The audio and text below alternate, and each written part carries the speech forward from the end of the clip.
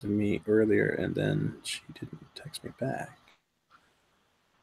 Hey, YouTube. Somber episode. So sad that even Josh couldn't make it. And I will remember you.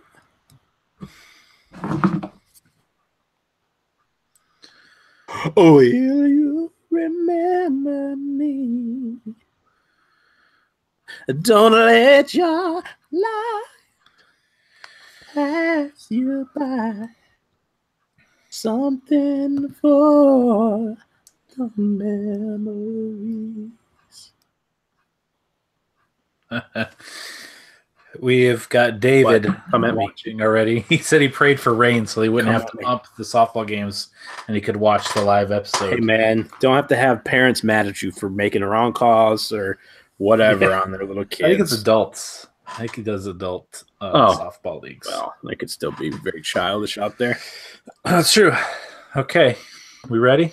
Mm-hmm. Let's do this, man.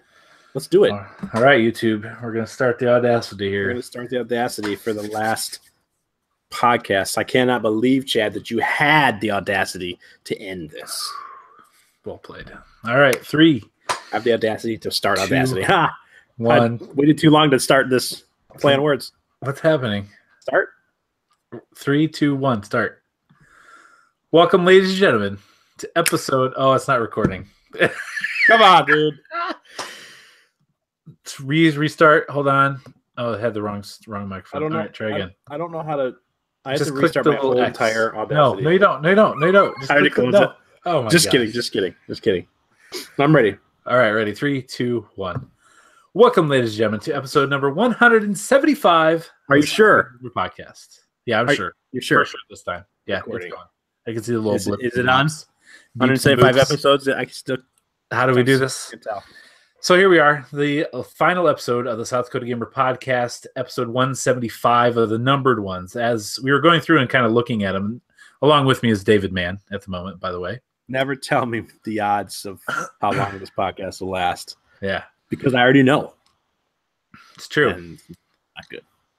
Well, I mean, it's still good. It doesn't make it not good. The odds of it lasting are not good. Oh, fair. No. They're good at all. They're abysmal. So we've done more than 175 episodes. There are a few of them that are unnumbered. We're probably in the 180s, more realistically. So quite a few. And this is the last episode. So we're going to run it very similar to a normal episode. However, Josh is not here with us as of yet. His car, which I believe he named Gertrude, right, died this past week. As you know, he lives in Illinois, and there was a drive-by. And so some gangsters were leaning out the windows, and they braka just shot his Gertrude up, and it died. So he had to get it taken away, and he's in the process of getting something new tonight, from what I understand. Mm-hmm. Okay, I believe so he set the appointment up at 8:30. So the plan, when the podcast usually starts. The plan is for Josh to join us. Confused. Mid recording. We'll see how it goes. It'd be strange if he didn't show up, but I believe he'll show up as soon as he can get here to finish up this episode.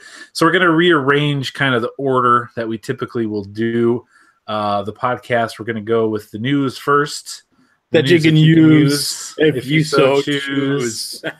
It's your last chance to do so. And we messed it up. It's your last chance. That's why it's got to be special, Chad. Yeah, everything about this episode is special. Yes. That's why we're here. Mm-hmm. So, so we're going to go through these things, and then we're going to get to some nostalgic fun moments, memories, if you will, of the podcast, some episodes. We are going to play GameScoop's 20 questions at the end. And also, if, depending on time, and if and when Josh, I don't know who John is, if and when Josh makes it, we're going to do some Detroit Become Human spoilers. Hey, by the way, you don't have whose turn it is to guess the game. Oh, it's mine. Okay. I mean, I've chosen the game. Okay. All right. So there's a little history behind that, too. So we'll talk about it when we get there. Where's episode 26? I got to... No, don't ruin anything. Because that's what it is, isn't it? It's the same game. We don't even know how to podcast. We don't know how to keep secrets. We don't know how to build anticipation. We just act like idiots. We don't know how to start recordings. Yeah, we haven't been doing this for 4 years. All right, so here we go. Let's start with some news that came out this week. News is starting to pick up a little bit more after E3. E3. I like it. So PUBG. Next. Dave's favorite game in all the world. Just every time he plays, it works perfectly. It never has issue. He never runs into visible walls or invisible jets. I mean, you saw that. That was bad. You saw that. What the heck, man? Check out Dave's Twitter, The Bagel Dogs, and you'll see a 20-second clip of Dave driving down a road and running into something literally invisible, taking like a third of his health away, if not almost a half. It's a great game. There was PUBG, another you should play when I said this game is crap, for lack of better or more entertaining words. That was right after I got great loot, and I was like, "Oh man, the circle is far away, so I better get a vehicle." I got one of the Hurley vans, the little Volkswagen VW vans that they have, and it's so slow, and it was on the desert map, which is the worst map to have that thing. Yeah, and I don't even think it's on the other maps. Only when it's on. Yeah, which is stupid. And this is I was racing the circle right behind the circle for like, seriously, it felt like 5 minutes. It wasn't that long. My health draining the whole way, couldn't catch up. Finally, I hit something and it stopped my vehicle, and then I couldn't get up the hill. I had to get out and run the rest of the way and made it into the circle, barely healed. And then by then, of course, I had to run again. And what was right over next to me? Another Volkswagen Hurley van. And I got into it again, and then the circle killed me. I was so mad. I was in a vehicle for the majority of the time and could not. Why would anyone play this game? Why would anyone play this game? That was just one of the times. Oh, my goodness. So I had two really close second place games. Since we don't have what we have been playing, I'm just going to talk about what you do, but it's kind of a weird situation. I just not read that. I addressed it just a few minutes ago, but yeah. But I had, I had one where I had like 3-4 kills, and I was down to the last. I was in this little tiny hut, and the circle was so small right on the hut, and the guy ran up. I killed the guy that ran straight in and just mowed him down, killed him. I was like, yeah. The last guy's coming. I hear him running. I saw him up the hill, and I went back in. He threw something, a grenade or something, missed, blew up. And then he ran past the door. I thought he was going to, like, run in the door. And so when he ran past, I shot and missed. So I'm like, well, now he really knows I'm in there. So then he comes around the corner. He starts shooting. I come out around the corner, aim at him, just not aimed on sights. Yeah, hip fire. Yeah, automatic. I didn't see any blood. It didn't look like I hit him at all. It was crosshairs were right on him. And then the second one, I was looking through a 2x scope behind a tree, lighting a guy up with a UMP, and got killed with a headshot. He had the accuracy to headshot me while I was lighting him up. There was no, he takes no repercussion. There's no I should at least be throwing his aim off. It's like, come on, dude, you had pinpoint accuracy. All he hit me I hit him with like 19 bullets. He hit me with one in the face, and I died. 19. It was like half the clip. Number. Yeah. PUBG, great game. You guys should play it. We love it. You can tell. Here's the thing: Dave will complain, and he's justified in all his complaints. You know what we're gonna do when we're done with this? We're gonna play PUBG. So speaking of PUBG, if you play it on the PC, they're getting what they're calling an event pass, which is similar to the battle pass from Fortnite. It'll cost $10. It's going to be released with the Sandhawk map, which I believe is out now. It should be called Give Us a Pass, because that's what everybody does when they play it. Wow. So $10, it'll give you the opportunity to earn XP for cosmetic items similar to Fortnite. They'll have you do certain challenges, like I think I saw drink 5 energy drinks, get you XP. That's another thing. I've gotten the same stupid red polo shirt like the last 5 crates I've gotten. Yeah. So they're doing that, and people are up in arms about it. One of the main reasons is Fortnite is a free-to-play game. So for a battle pass to earn things in a free-to-play game, it's one thing, but PUBG costs $30. It's not out yet. Yeah, and it is on PC. It is in full release on PC. Okay.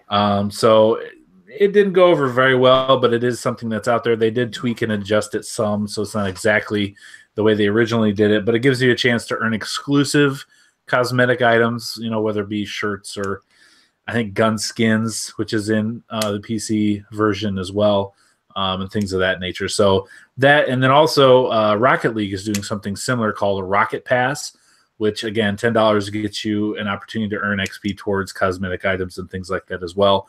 And I think they're doing it. I don't know what the time is, like how long. I think Fortnite seemed to be about 2.5 months long. Their seasons, I don't know. These are a lot shorter, it seems. People are not super happy about it, but it is out there. Another way for them to try to make money. But as Dave is explaining to you, it seems like the game still needs work, period.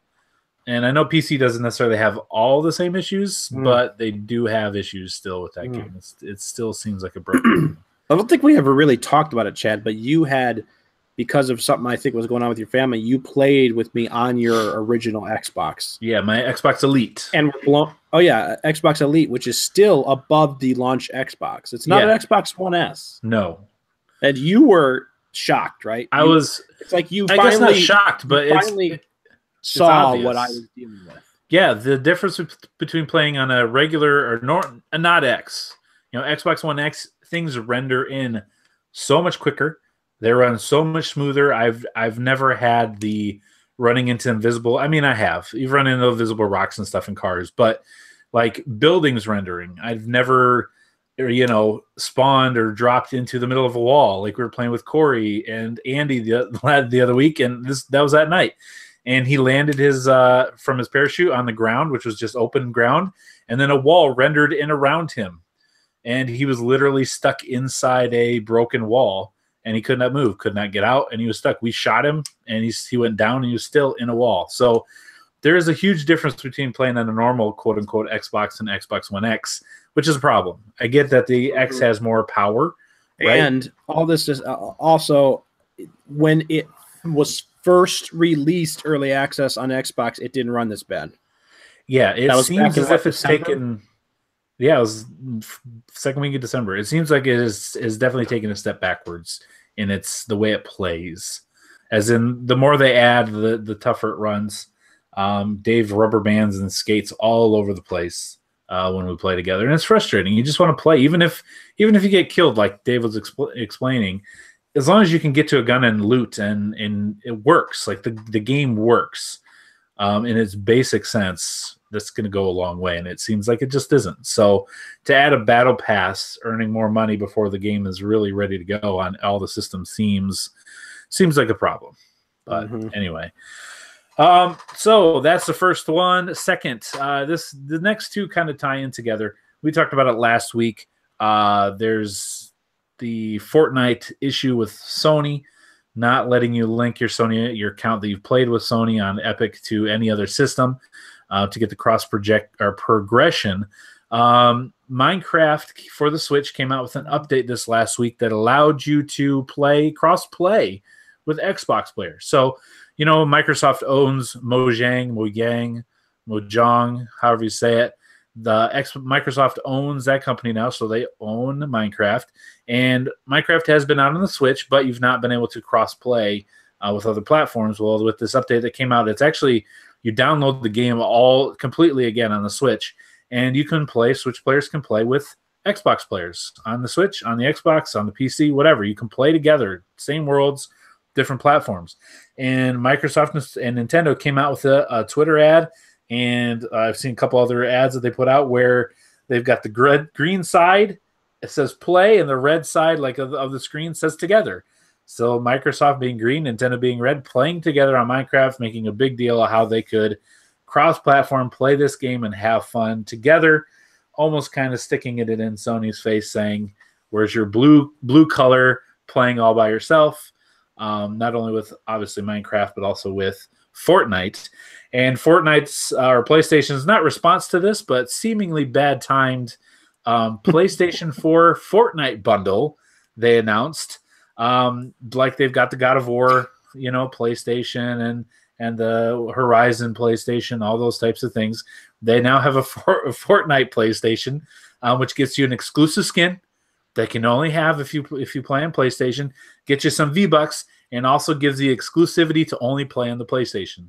Because if you have your Epic account linked to your Sony account, that's the only place you can play if you play in Sony. So it seems like really ill-timed promotion on Sony's part, and also shows that they're just either they just don't care or they don't get it. Also, what's the price of this? I think it's the normal. I don't think there's any discount to it. Because Fortnite's a free game. Yeah, so it's like with a lot of these bundles, you get a discount by buying the bundle. Right. Well, you get the exclusive skin. Yeah. And some V-Bucks. Mm-hmm. Yeah. I think one of the best bundles I've seen, but I could be wrong just because I bought it, but when the original was still the original Xbox One, I'm sorry, when they came out with the Titanfall bundle, they dropped it to $250.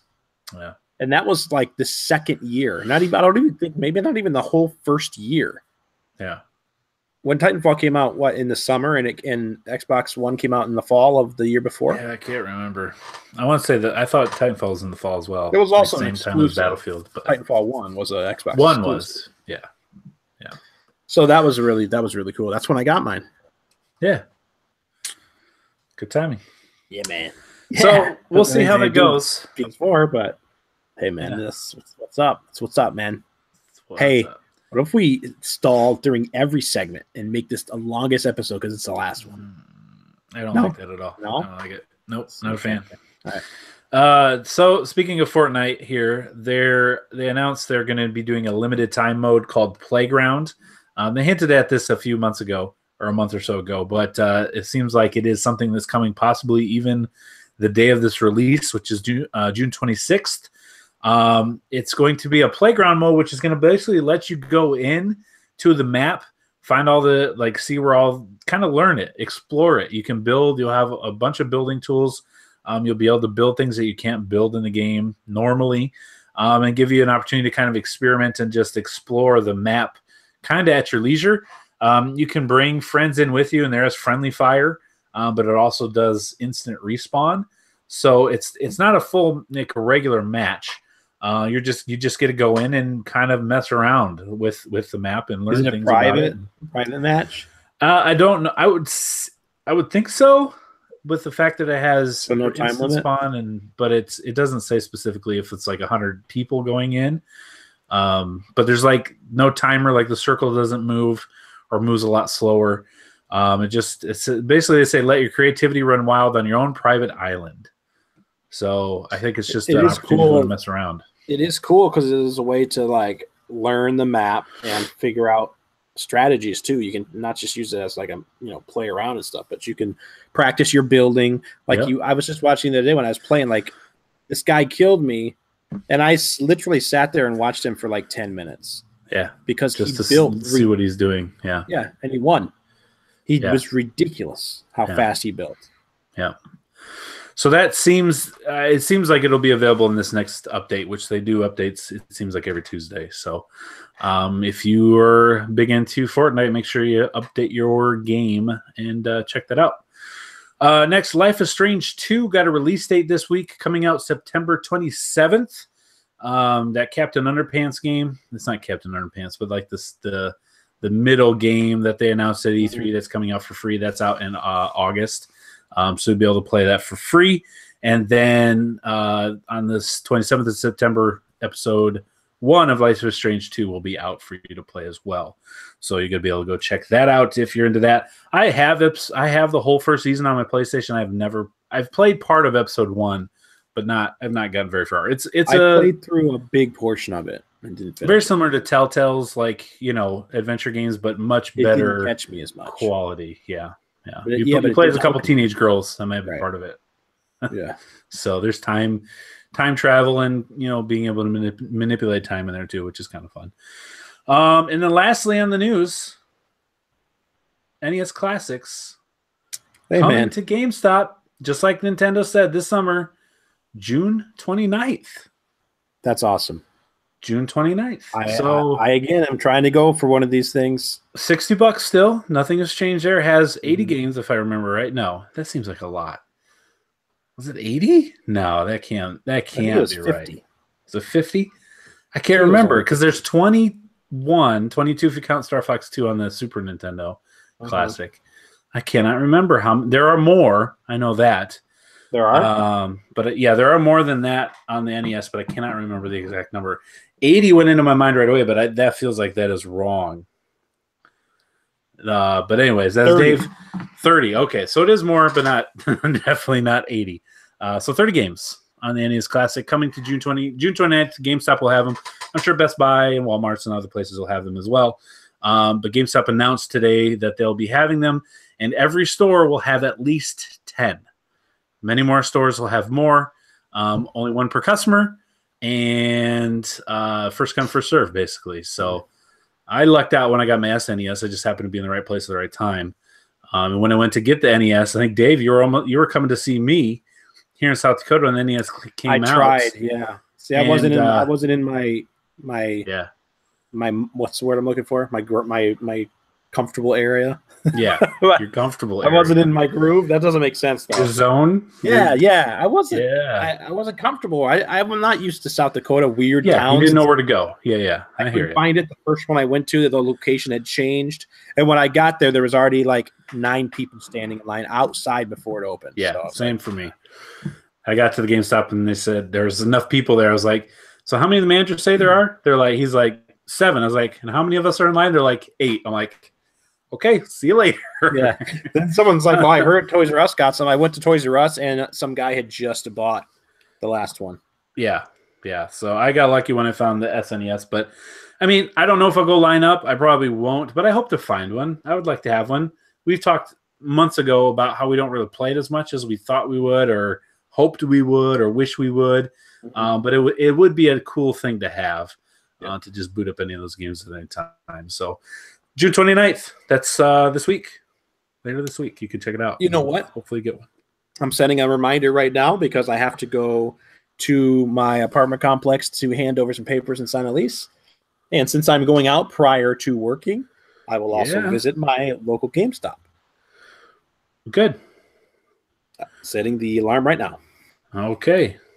Well, that's good to know. So, there we go. Hold on, give me a few minutes. Okay. Just kidding. All right.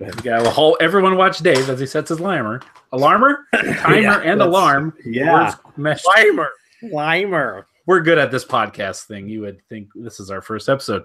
So that's all I have for the big news for this week. But I did have something I wanted to ask the guys. I saw this going around on Twitter today. Control Freak, which makes here we go. Hold on. Control Freaks makes these control thumbstick extenders. Have you ever played with these, Dave? Look at the camera. Yes. Look at the screen. There I know what they are. I hate them. You hate them. They're great. Yeah, I can't play. Like I got right. So you got the little. Here they are without them, and there they are. YouTube viewers get to see. Here they are with them. They extend the reach of the thumbsticks, make them higher. And man, for me, I love it. It's another reason why the Elite controller is so great because they come with detachable ones and they extend them, and it just makes, for me, I like the feel of them better. So anyways, that's beside the point. What they did on Twitter today is they said, name all the games you can think of that you have at least 100 hours of playtime in. I was like, wow. Oh my gosh. That's awesome. Like I got my brain going. I'm like, oh, that's really cool.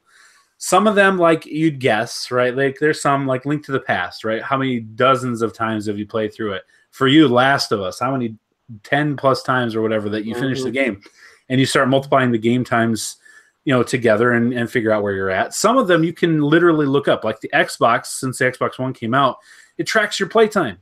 Every game you can go into achievements and it literally tells you how much time you've spent playing every single game, and it goes all the way through them. So I wanted to pose this question, and if you didn't get a chance to look at the outline before the podcast, like my co-hosts always do, they always look at the outline daily in the shareable Google Doc that's there, so they know what's coming for the podcast every week. I couldn't find this one because it wasn't labeled as it wasn't labeled when it was originally put in there. It was a what? It wasn't labeled. It wasn't labeled. Like the subject. I mean, he's not wrong. It wasn't labeled. Is untitled document, and so I was like, "What's this? I don't need to look at that. It could be a virus." That doesn't seem to be true at all. So, anyways, I looked. So while you think of some games that you maybe played over 100 hours, I went and I looked on my Xbox profile, and I've been playing a lot of PlayStation. I mean, seriously, in the last couple of years, more PlayStation than Xbox. But I played a lot of Xbox. So I went to PUBG first just to see. And I was surprised. I've played 138 hours of PUBG. Wow. You know how many hours in a week, Dave? How many, Chad? 168. Wow. I'm 30 hours short of a week straight playing PUBG. Wow. And that game's not even officially out yet. Destiny, the original Destiny on Xbox, I played 114 hours. Call of Duty Advanced Warfare, 114 hours. Metal Gear Solid 5, just short of 100 with 94 hours. I mean, guys, it's a lot of video games. Those are just 4 games like in the last couple of years. It's like 3 years there in those, 3-4 years in those that I played over 100 hours. And that doesn't go back to the Xbox 360 Modern Warfare 2. Guarantee you we played over 100 hours in that game. I bet we were, because that game tracked in-game days. It would tell you how many days, how many hours, how many minutes. Didn't we do the 100 wins in like one night or the span of a week? That was I don't remember how long that was, but that was much. One night. Yes, we won 100 games in one night. I'm sure we did. No, it was not one night. It was numerous nights. But yeah, so Dave, off the top of your head, as you're thinking of your gaming life, what are some games you think you've spent over 100 hours in? GoldenEye 64. Definitely Super Mario World. Think so? so? Super Metroid. Yeah, dude. Yeah. Oh man, I spent so much time playing those games. And going back and playing them again. Yes. Halo. That's good. Yeah. Definitely Call of Duty Modern Warfare 2. Definitely. Last of Us, yes, undoubtedly. Chad, I might have phased out because I was Googling games that we've played over 100 hours by other sites to see if I played any of those. You did say Skyrim. I didn't, but I did. I definitely played more than 100 hours in Skyrim. I couldn't believe that you didn't say that. Yeah, I remember looking at one point, and this was in the midst of playing heavily, and I was at 80 some hours. Yeah. So, I mean, I've definitely passed. I think I probably have played Skyrim over 100 hours. Yeah. Grand Theft Auto 5. Sure. Yes. Red Dead Redemption, the first one. Those games I play. Grand Theft Auto 4 too. The one especially, but when Red Dead Redemption and Grand Theft Auto 4, and then Grand Theft Auto 5, their online components is what really right. That's what I say. Most of the games seem to be online games. I mean, except for Skyrim and yes, Metal Gear. Yeah, but yeah, a lot of games. 100 hours. There's got to be way more. Oh, like I'm sure. Racing games, Mario Kart. Yeah. Even Super Mario Kart. Yeah. I remember playing for before you could track those hours, in game. Just at my birthday party, my 10th, it was my 10th or my 7th birthday party. Must have been my 10th birthday party. Can't remember, but me and like 4 of my buddies, I had a slumber party. We played it all night. Yep. I mean, just that one night, 100 hours we played right at there. least 8. Yeah, we played at least 8 hours. One night. Yeah. And oh man, loved playing it. Absolutely loved it. Breath of the Wild. I'm over 100 hours in that game. I've got to be over 100 hours in that game too. And the Switch will track that for you. But doesn't it reset? Didn't they all reset? It did reset, but I think they fixed it in a patch, so it's back to where it should be. I'm sure Josh would probably say one of the Fallout games, probably Fallout 3. Tactics for him, yeah. Or maybe I don't know if I put 100 in Fallout 4, but I can see it easily happening in any of the Fallout games. Probably, man. I remember telling you. Oh, what's I'm blanking. There was one of these games recently on the Xbox One. You were asking me over and Metal Gear Solid 5. Yeah. Definitely. Yeah. Oh, like I said, I looked and I've played 94 hours on that. So I was right at the 100-hour mark for that one. Well, I think that there was at one point I was at 150 hours. Oh, wow. Weren't we counting it on the podcast at one point? We were. I know we did because that's all we talked about for months and months and months. We talked about how awesome Metal Gear Solid 5 was. Oh, man. Because that was such a good game. Yeah, it was. Like literally, we just kept talking about every episode it would come up. Do you think we're going to put that much time into Death Stranding? Do you think it's going to be that kind of a game? I mean, seeing what I've seen so far, it's so hard to know. Yeah, it's so hard. So I doubt it. Like, it doesn't seem like it's that kind of game. What if Death Stranding has something to it? You know, the appeal of No Man's Sky before it was launched? Yeah. What if Death Stranding has an element that we anticipated No Man's Sky having? The intrigue, the limitless idea of limitless stuff that No Man's Sky had. That they just don't know it yet. Really good idea. They still, the generated worlds, I mean, still really cool. Ended up getting monotonous very quickly, even though there was literally, we're in a limitless world. Yeah. So I don't even know. I mean, now obviously No Man's Sky, there was a lot of issues we talked about. We talked about this too. But are gamers really ready for something that's limitless like that without something finite, something you can work towards to get to, right? Yeah, and the journey to the center of the universe took happened way faster than they made it seem like it would happen. Like it would be this, we'd be playing so many hours to get to this thing because it's like the real life distance you'd have to travel. So what if Hideo Kojima took some of that and puts it into his game, and there's something like the way it connects with us and the way that it procedurally generates different things, or like, are we actually going to be delivering packages? And he said that was a side mission. That Norman Reedus, what's his name, Sam, is carrying like packages and dead bodies, like, National Lampoon style, on his back instead of on the station wagon. Like a lot of side missions. Like it wasn't just one side mission. Right. Like he's the mailman. Separate side missions. So what if it takes 1,000 hours to get to the center of Norman Reedus' stomach where the baby is? What if one of the missions is you actually are like inner space inside?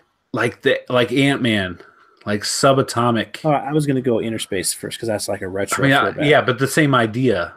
And Dennis Quaid is like a really cool guy. I like that's. But Paul Rudd's also serious. A Dennis Quaid Paul Rudd movie, directed by Hideo Kojima. Oh man, that's a 100 hours long. Yeah, it's in the Metal Gear Solid universe. You have to go see the movie, and it's 100 hours. You can't leave. If you leave, you miss it. Oh man, they don't let you come back. If you leave somehow, like all your bank accounts dry up. And you lose all the equity on your home. And explodes. Yeah. Yeah. And your car dies. What if Josh played a demo of Death Stranding and that's why Kojima killed his car? Those gangsters were Japanese and they were actually hired by Hideo Kojima. What if we can find a demo and we can actually go back in time to warn Josh not to play the demo? Do you think he would listen? He would, and also deliver his mail at the same time. Huh? I don't think he'd believe us. I don't think so either. Because I look just the same as I did. He'd be like, "Why are you here? Why are you? Why are you in?" I would have to go back like 15 years and tell him. Then he would. Go 20. Go 20 years back. Yeah, you're what? 15 years old then. Yeah. Josh would be like, what, 12? I don't think. No, why would he change? You go back in time and come back to tell him to stop playing the demo. He wouldn't be 12. He'd still be the age he is now. Wait a second. You would be younger. I revert myself back to a 15-year-old, but I'm still in present day? How does that work? I don't know, but we need to write this down.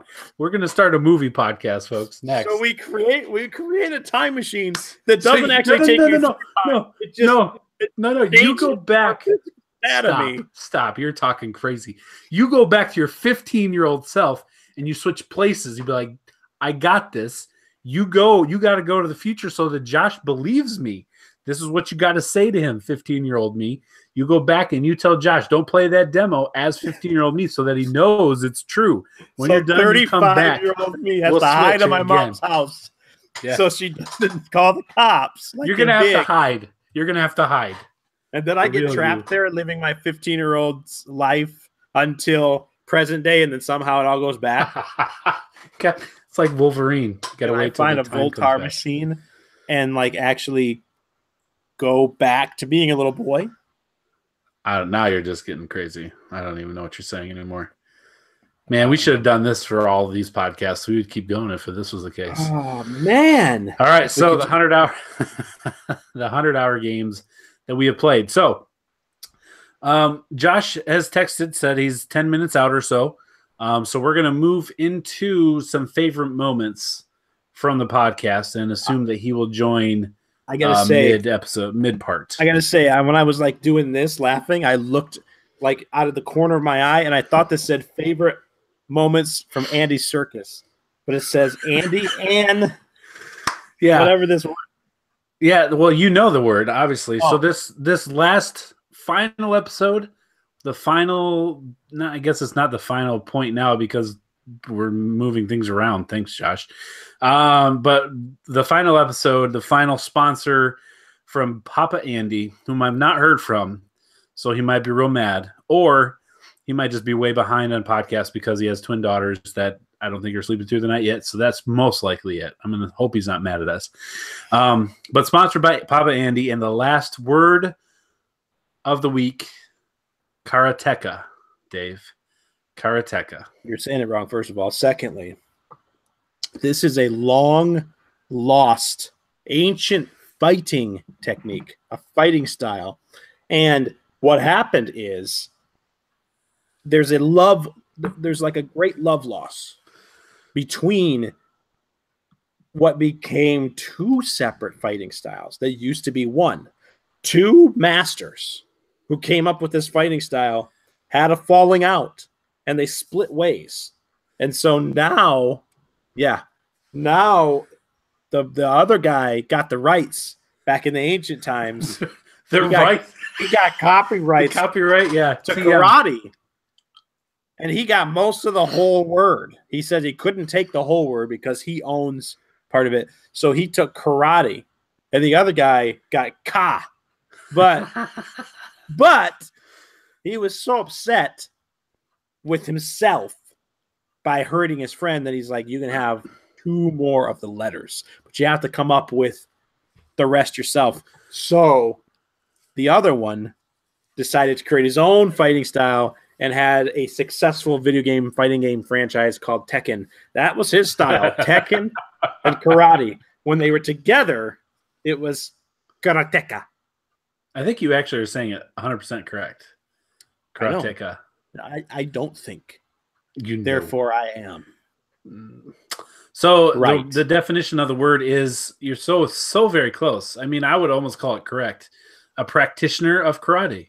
Mm-hmm. Mm-hmm. That is the actual definition.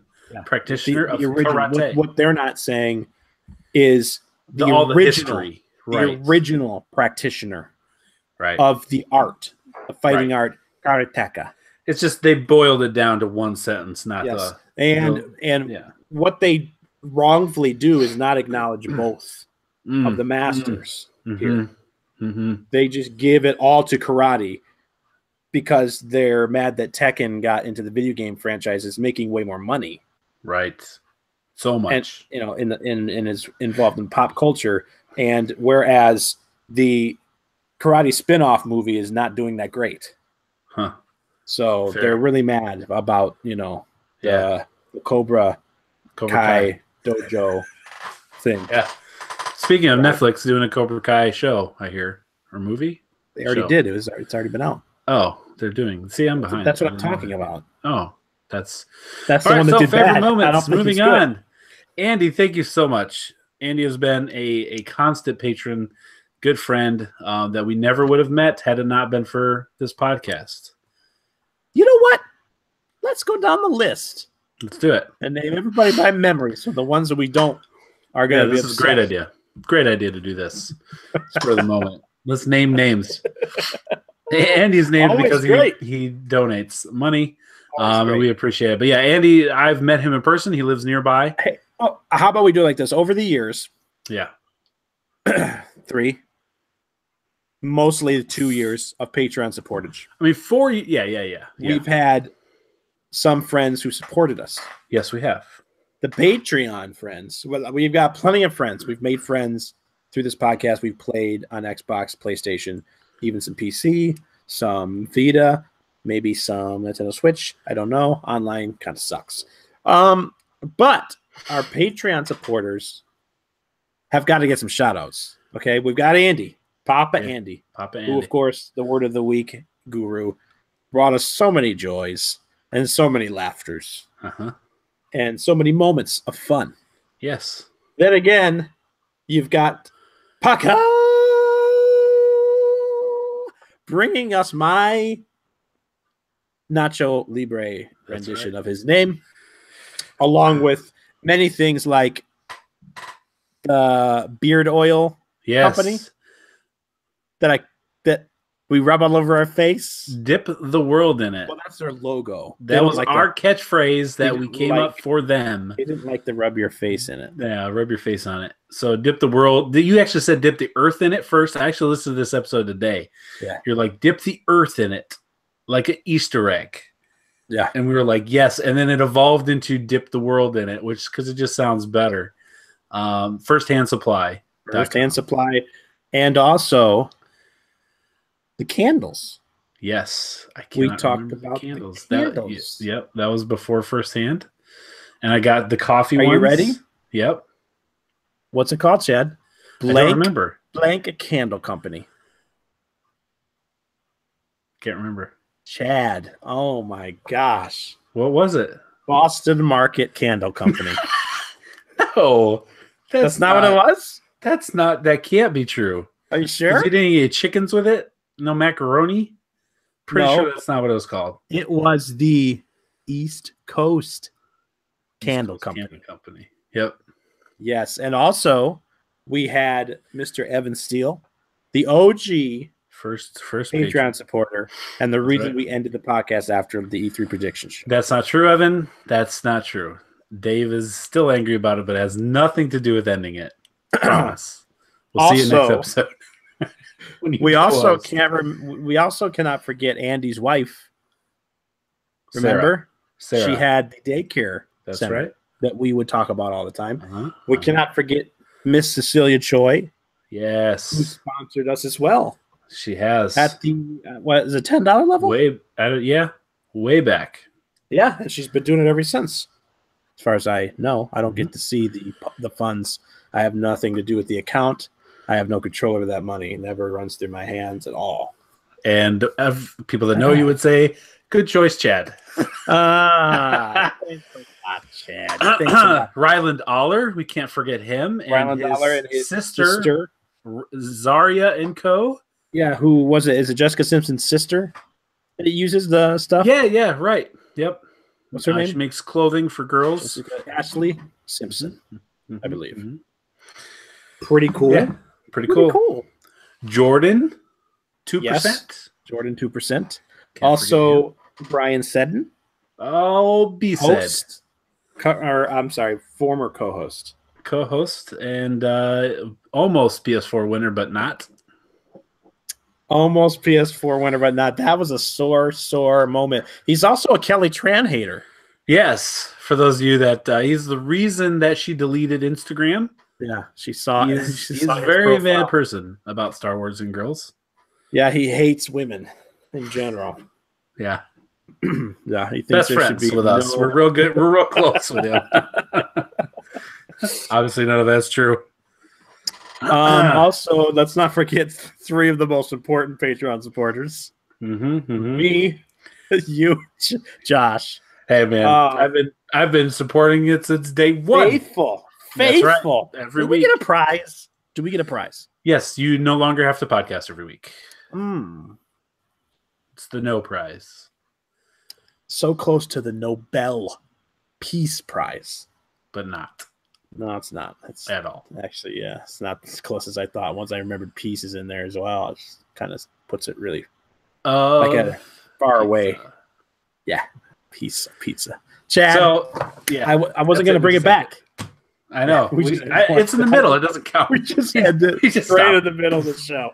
Done. Josh gets on. We leave the link open. We leave YouTube on. So Josh comes in and doesn't know what's happening. Oh, it's a mess. It's a mess. Yeah, so Patreon's been good. I mean, we did it basically so if anyone wanted to, I mean, like Dave said, the three of us contributed every month so that we would pay for basically the hosting is what the main reason was for having it. But then a handful of people, and he read the list, and I think we got them all. We didn't have a lot. We didn't have enough to quit our day jobs. We didn't have enough to like leave early for an hour of our day jobs to cover it. It just I thought we did too, and I found out, so I had to move because I lost my house. Dave moved thinking that we would cover it and buy him a new microphone and stuff, and we didn't do that. But we did have enough from stuff, but that was, I guess, microphone would have been at least something. Got a good microphone. We all have the same. No, Josh has a actual Yeti. Oh yeah, that's right. I used to have a Yeti, but I had to pawn it because I didn't have any money. Thanks for your patronage, Dave. Month by month. I gave that money to Patreon.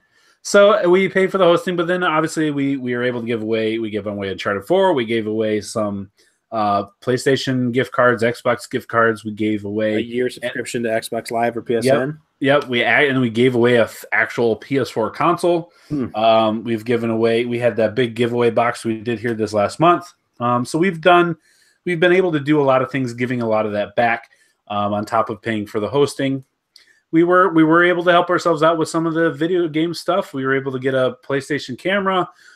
We did a couple things with those. So, I mean, things that helped us play better and be able to do more things. And then with the giveaways that we did. So we appreciate everyone that did it. It wasn't huge, but it was more than I ever dreamed of. If it would have just been the three of us, if it had just been me, that's all I really expected because I'm the one that got it going. And to ask anyone to give money towards it just seemed like, wow, why would anyone do that? But some of you did. And those of you that you did, man, wow, I really appreciate that. It means a lot to me, and I appreciate you. And because of that, this podcast, like we were saying, I know people. I didn't know Evan, and he's been on the podcast. I've talked to him on the phone in person. It's crazy. I have his personal phone number. I know. On the phone in person. In person. I mean, that's in person from a long distance away. Episode 1 was on our SoundCloud, Chad. I really do. Do you have that anywhere? You don't have that anywhere. I looked. I didn't look super hard, guys. Man, I wish you could have been there for it. Go listen to any episode. 10 minutes of Chad droning on. Go just like I just did for the last 5 minutes. You could go back and listen to the first few and compare it to my solo episode, the one that brought us all back, the one that all of you are here because of. Fair enough. 150 episodes ago. Episode 25, Dave does the solo episode that brings the crew back together and has us do 150 episodes in a row after that. Plus. Yep. So, way to go, Dave. You're welcome. Way to go. Yeah, we Skyped for a long time, and I recorded everyone's audio on one. Sounded real gross. Did not sound good at all. And then some of us got better, some of us got worse, and then we all got better. We've come a long way to say that is a for sure thing. But a lot of you have got to know over the time. We're grateful for that. So we kind of touched on a few things that we remember not very long ago, and I couldn't find the episode number, but it was just Dave and I, as we did sometimes, and like right now. And I was not feeling great, but I thought it was good. I think it was the night Horizon Zero Dawn came out, because I remember playing it. Anyway, so what happened is we were doing the podcast. I told Dave beforehand, not feeling that great, feeling kind of sick, but I should be good. I'll power through it. And at some point in the podcast, I wasn't doing great. And I literally had to get up and could not mute the mic, run to the bathroom and puke my guts out. Left Dave all by himself to ad lib and talk while you hear me in the background puking and yelling my guts out. So Dave was able to talk through that, get over it. I came back and I, like a trooper, finished out the podcast and even stayed up till like 3 a.m. playing Horizon Zero Dawn. Probably not the wisest thing when you're sick, but that's what I did because I was dedicated to the video games. Guys like that spend hundreds of hours playing games for trophies and gamer scores. Chad, let's see how good your memory is. I'm scrolling through our memory or our list of podcasts, and I don't remember. I'm pretty sure I came up with this. Okay. But I don't remember what it's about. The title of episode 109 is Gilgamesh. Gilgamesh. It was, you said it like that. You're like, Gilgamesh. It's an enemy. I want to say it's an enemy in Final Fantasy 15, but I gave a name and you just said it completely wrong. And it came out Gilgamesh. And that's you. The way you said it just stuck out as the title of the episode, Gilgamesh. I want to say it might actually be an enemy for Final Fantasy. But yeah. What about the shortest episode ever? I think it was just a short episode. It's not. It was still 51 and a half for minutes us, long. Pretty short. But it was just you and me. I mean, we're at 50 minutes right now, Dave. Well, true. Some of these, you were really good at picking some of the titles for these things. Let's just go down some of the titles. Never bought me a Sonic. Let's see. Oh, Let's Play That's You. That was really good. I tried to make them things that were said at least once on the episode. Try. Bearded Wonderman. Josh hated Wonder Woman. Remember that? What does Jason say? Remember when you kept going back and forth? And everybody was always, it was like changed. They would like say it was different on the actual loading screen. It would print out what it was. Stealing the Thunder. Is that when that happened? Real good at that. You always stole my thunder, Chad. I did not like you to cross. Sniping from across the prairie. That was a fun one. Oh, man. That was a fun one. Sniping from across the prairie. Yeah. There's Tittle and Tattle. I don't remember that. There is, let's see, Gingerberry. That was an Evan Steele related one, if I remember right. Virtually in Your Face. I remember one of the most downloaded ones we've got ever was Lots of D's. That was the title. Lots of D's.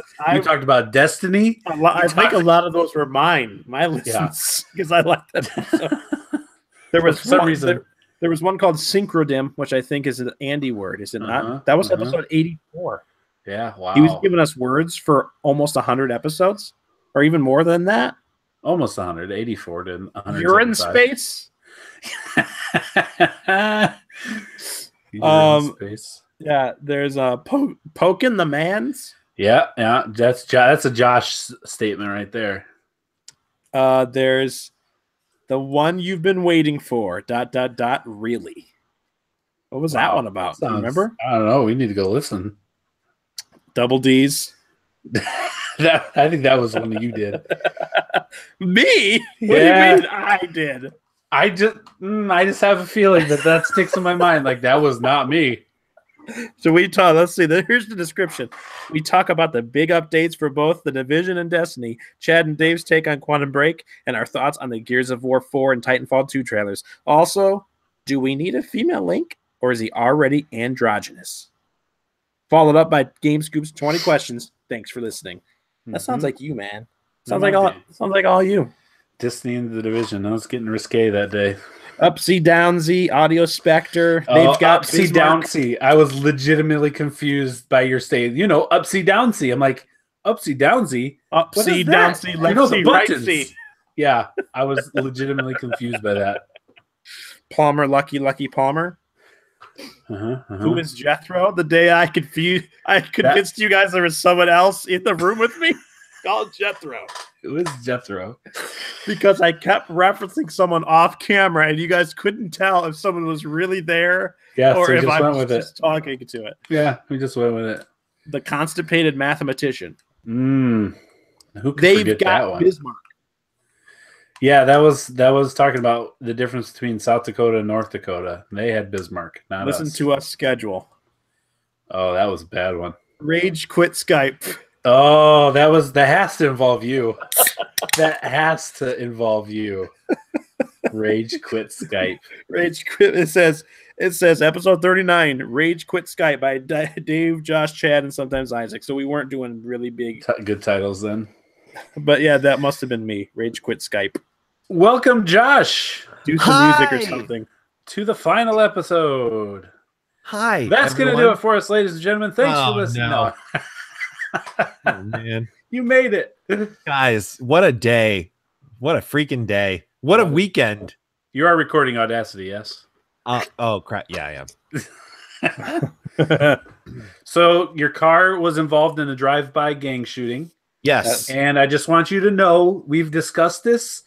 If a 15-year-old Dave man shows up to your door and warns you about playing a Hideo Kojima game that will thereby get your car Gertrude killed, believe him. And don't play the demo. And don't play it. Stay away. Here, but it all depends on how well we put together this machine. Either you will be seen and approached by a 15-year-old Dave man, or a 15-year-old Dave man will come to you when you are 12 or 13 and tell you that far in advance. You've got to remember. Sure. So we're not sure yet how it's going to work. I don't know how you're going to remind yourself back then. I haven't figured that out. Write a note. Maybe you could come with me. I would love I don't know why I would need to go, but here's the thing.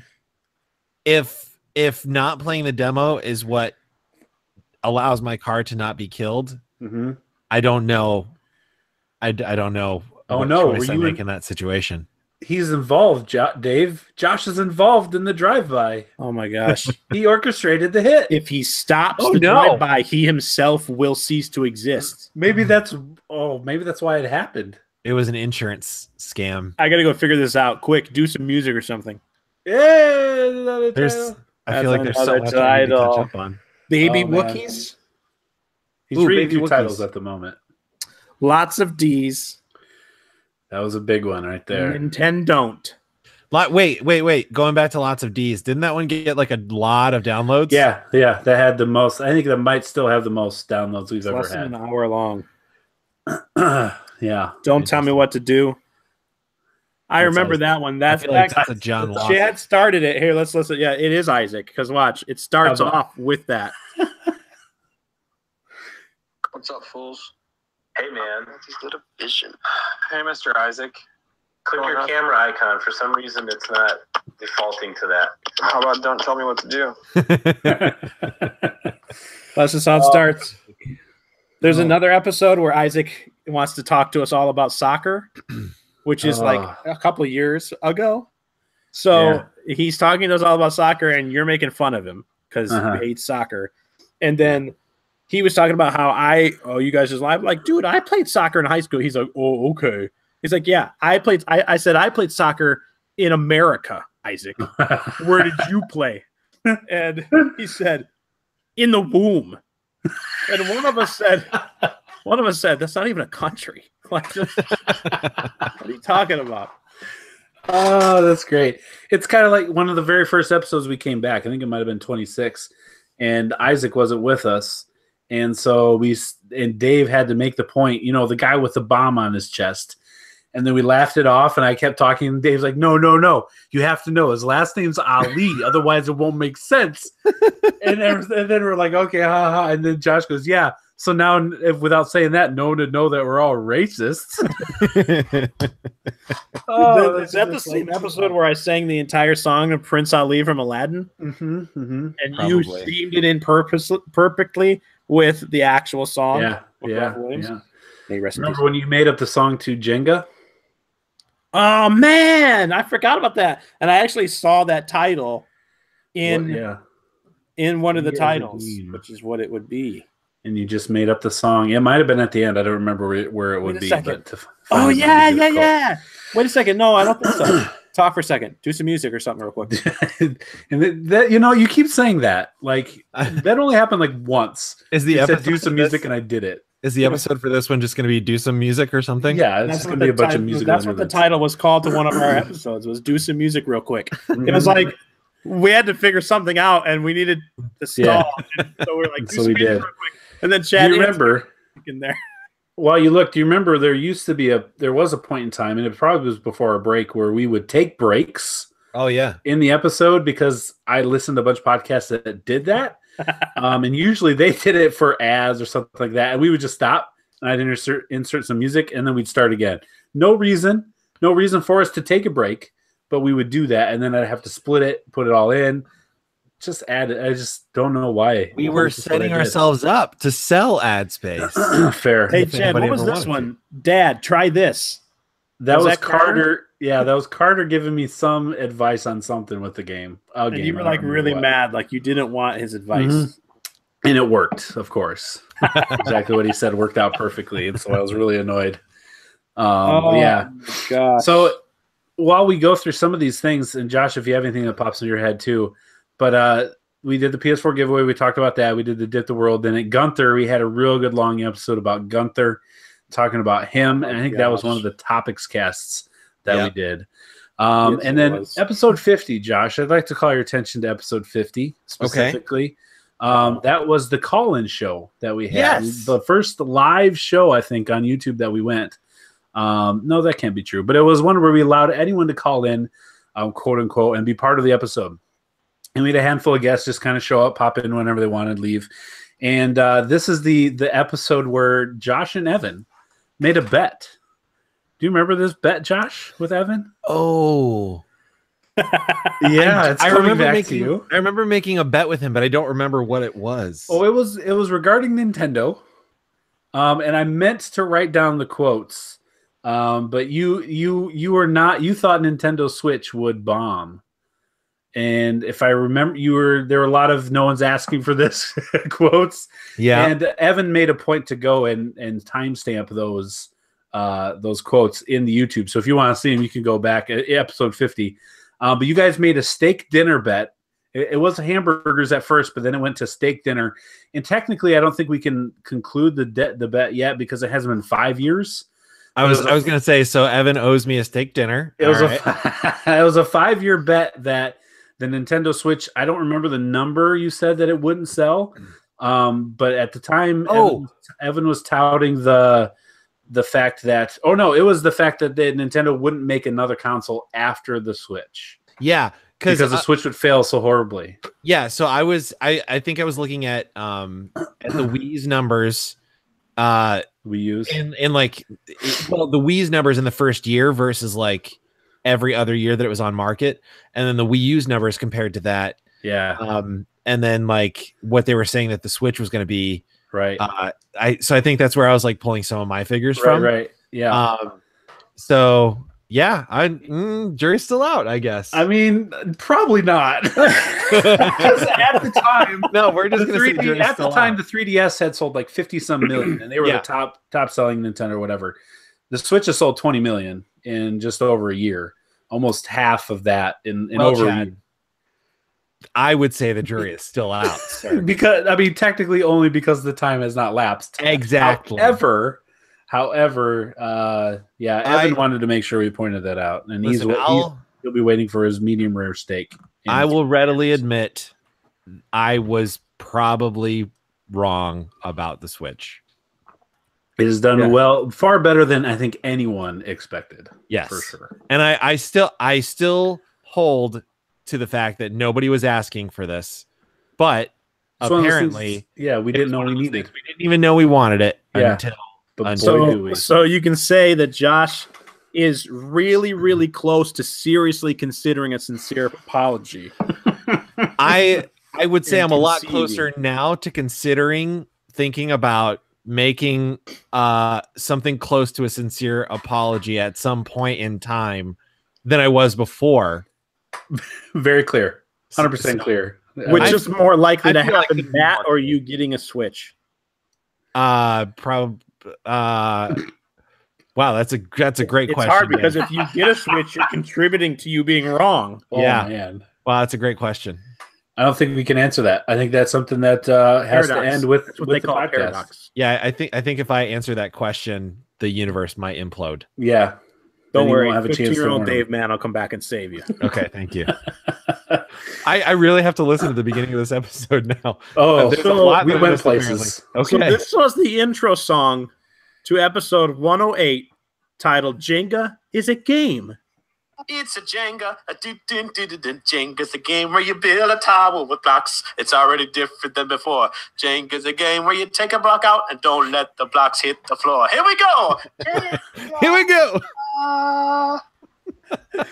Which was done only on the spot. The only practice I had was the song I did earlier, which is why I didn't ad-libbed and included the line, "It's already different than before," because I didn't remember what I said. You were like, "Do the Jenga song." I'm like, I don't remember what I said. Oh, that's it just shows how good you guys are at ad-libbing things. But yeah, oh man, lots of good times, lots of fun. Sonic was never good, that whole thing. Right? Everyone remembers that. That That because sounds it's more like a still true. definitive statement than just a Yeah. podcast title. Remember how that's still a thing that exists because it's real? That's why you get thrown to the bus so many episodes, Chad, because you're just One a time. liar. One time. That's the title of one episode. Yes. That's You not threw- how many times it happened. you Trust. threw me threw me under the bus. Had nothing to do with Sonic though, if I recall. That Always episode. has something to do with Sonic, dude. Always. Is that why Why do you think wore I'm your wearing a blue shirt? Yes. Yeah. Yes. Not because exactly. you spilled something on your white one? No. No. No. That's because the white one is a dress shirt I wear for work. I'm not going to Hold wear. on. Was that on YouTube or not? You can't remember, can you? Was what on YouTube when I spilled the white Yeah, shirt? Exactly. Exactly. I didn't wear the white shirt on here. I always had the blue shirt on, Chad. I know Go you back. did. It's a fact. Look it up. I Look know, it up. but when you told us you spilled Look it up. something on the white one, look Look it up. Look it up. All right. So those are some fun ththings that I remembered and kind of jotted down quickly into the outline. Any other things that come to mind? So I'm reading through the feed. And I just happened upon Bolt Castifier, Oh yes. which that was a great No Man's Sky. Man, No Man's Sky, guys. There's several titles dedicated to No Man's Sky. Yeah. John Murray's You were hyped. Bodyguard. Yeah. That's Oh, yeah. Josh. Josh's title. I'll still beat anybody up that messes with Sean Murray. Man, when No Man's Sky gets multiplayer, we gotta jump back into that. Mhm, mhm. Vote with your wallet. I feel like that was Rocket League and maybe some Hitman talk. Oh Yeah. yeah. I bet it was Rocket League. Yeah. Do the Odyssey. To the Odyssey. Also, Dimitri. Oh, that the one- Dimitri. Is that, That the was one where when- I phoned in? Yeah, Dimitri came on the episode for a bit. Oh man, That was in the 2% Paco Dave Man Russian. It's me, Chow. Oh, remember all the hunting we did for that screenshot? Yes, and Mario says "chow." I found it. We did find it. I'm trying to remember what Lightning Jawas would have been. See, what we didn't do, Chad, is make any reference to the title in no. the description. No, It's it's out of here. usually was a statement or something that was mentioned only one time in the episode, and it just stuck out. So I used it as a title. Not always, but a lot of times. What's the Snake Charmer episode? Oh, I Wasn't that your passed nick? That was your nickname in high school, if I remember right, Dave. Snake Charmer. I don't remember. Old Snake Charmer, Dave Man. That was after you go back in time and visit Josh. In the Yeah, oh future. God, mash. Bearded Wondermen. Uh-huh. That was What? when you hated on Wonder Woman. What Yeah. episode is we? W. Oh, you know that one. It was supposed to, I did the heart symbol, the less than 3 Nintendo. It was supposed to be We Heart Nintendo. And apparently SoundCloud's like, I don't know what this is. And just cut it all the way off. So all it says is we. It was like, nah. It's supposed to be We Heart Nintendo. That is such an awesome thing to have. It just said episode 105. We. Oh wait, it's still on my iTunes app. It's like, or my podcast. Yeah, app, see? it shows. Oh, So it's a SoundCloud thing. They're like, I don't know what this wow. is. This is not a word. Milking the switch cow. Wait, guys, we Whoa. gave away a PS4. Oh my God. You missed that episode. Yeah, sorry. If you don't remember, there were months and months and months and months and months of Josh acting surprised every time we brought up that we were giving away PlayStation 4. The best bit we've done. Episode 144, the PS4 giveaway. Yeah. It says I was on this episode. Best bit we've done the whole time. I think that's just a generalized statement that says you're on part of the podcast. Oh, okay. Yeah, we recorded it after you left the giveaway part. There's not to burst your bubble. There's the infamous episodes 2, 7, 8, 10, 14 that are just titled as such. That's because we brought I don't think we were doing titles then. No, there wasn't any. Scott's H Cuties. Those are bad. Don't listen to those early ones. They're not good. Humble beginnings, Chad. Yeah, we had real bad audio. Didn't know what we were saying. Oh man, crazy! But it was fun. It was fun. Fun ride. It has been a lot of fun. So as we reminisce, I gotta say, yeah. And this is in all seriousness. We all three are much better friends because of this. 100%. Oh, for sure. I don't even remember ever hanging out with Josh in real life. Like I know we've come into contact with each other a couple times. Yeah. But other than that, like we didn't hang out in college. I don't even know if we were there at the same time. Even me and Chad, we never met in college. No. Not one time. I wasn't in the singing guys group. The first time I ever met Chad was after we started playing Modern Warfare 2 online. Yeah. Was the first time I met you when you came through Powell and me and TJ met you at a Waffle House? Yes. Yep. That's the very first time we met? I'm pretty sure in person. Because wow. TJ worked for me, which is how I know Josh, because Josh worked for me. Yep. And then that's the only reason I knew Josh. I didn't know Josh in school. And then TJ was in the singing. I prefer to say I worked with Chad, not for Chad. But I just hired him and put him at a desk. But yes, we worked together. No confusion about whether or not I did. Oh, you worked for me. You just didn't know it. Oh, okay. So TJ was in the singing groups. I worked for you in the sense that I made you look better. Yeah, that's what I meant. And yeah, that's how I got to know Dave through the video games. But yeah, it's who's come and paid money to see me? I think it was you, Chad. I think it was you. Money? Did I pay money to get the ticket? I thought I got it free. You didn't buy anything at all? Didn't put anything in the offering? Because if you didn't, no, then I'm a little disappointed, Chad. Not really. Put anything in those offering plates at concerts. I wasn't gonna buy nothing on a plaque. Kidding me? You didn't, Chad. You didn't want your name on a bus? Oh man, no. Dave, was Gunther doing that bit when you were traveling with him? Get your name on the bus? He was doing that before you were traveling with him. Well, yeah, I figured. Yeah. Well, which I traveled before you came. So speaking of, I went and after. I listened to the episode where Josh was packing up to leave to move to Tennessee. So did I. And I was like, oh no, I remember this. You guys this remember is that summer? real bad. That's oh man. Do you remember what episode that was, Chad? I could probably figure it out. That would be all I would want to be doing that whole episode is screaming at my past self going, don't do it. Yeah. 12-year-old Josh would go back to current Josh or the other Josh and tell him, don't go. Don't go. His name is Gunther. Don't hang any hopes on this. Don't do it. Yeah. No, but you're right, Dave. It has been good for our friendship, the three of us and our camaraderie. So after this, we will never talk again. Right. This is the last time we will ever speak to each other. This is it, all of us. Yeah. You guys are dead to me after this. I'm throwing my phone away. Well, that's extreme. You could just do delete what you gotta do. I mean, that's fine. But before we do that, so I mean, a couple things. Got one ready. I have a phone ready for when I throw my other one away. That's the way I would go too.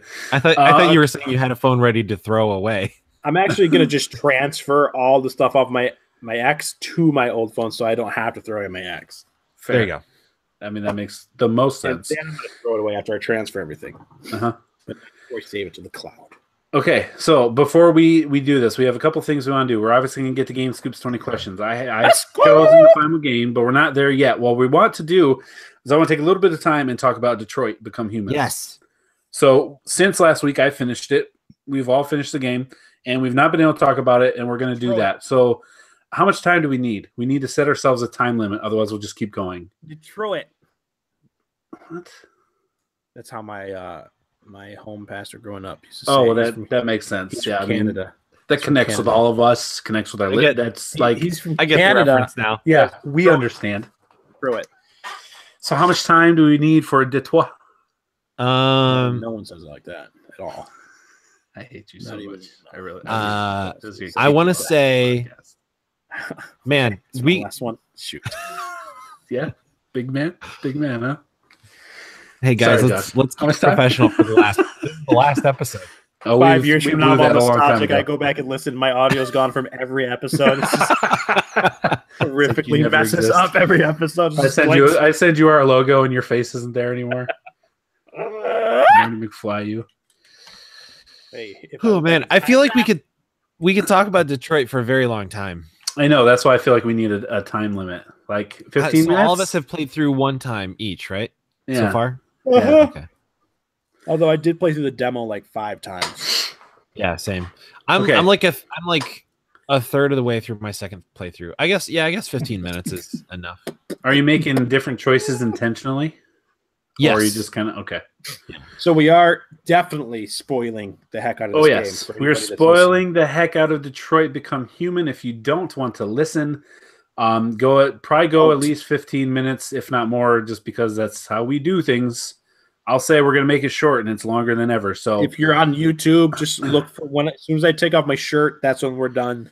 then That's when we're getting into the next segment. oh of the yeah, podcast. The nudes We you got can a special use announcement. if you so Dave. choose. Oh, I like it. I like it. No. All right. So when Chad, you if we'd been doing that all along. once you see the gauntlet, you'll know the Money. spoilers are over. Okay. And I like taking Dave's off way. my shirt. Yeah, I'll do it too. Don't worry. Those two things.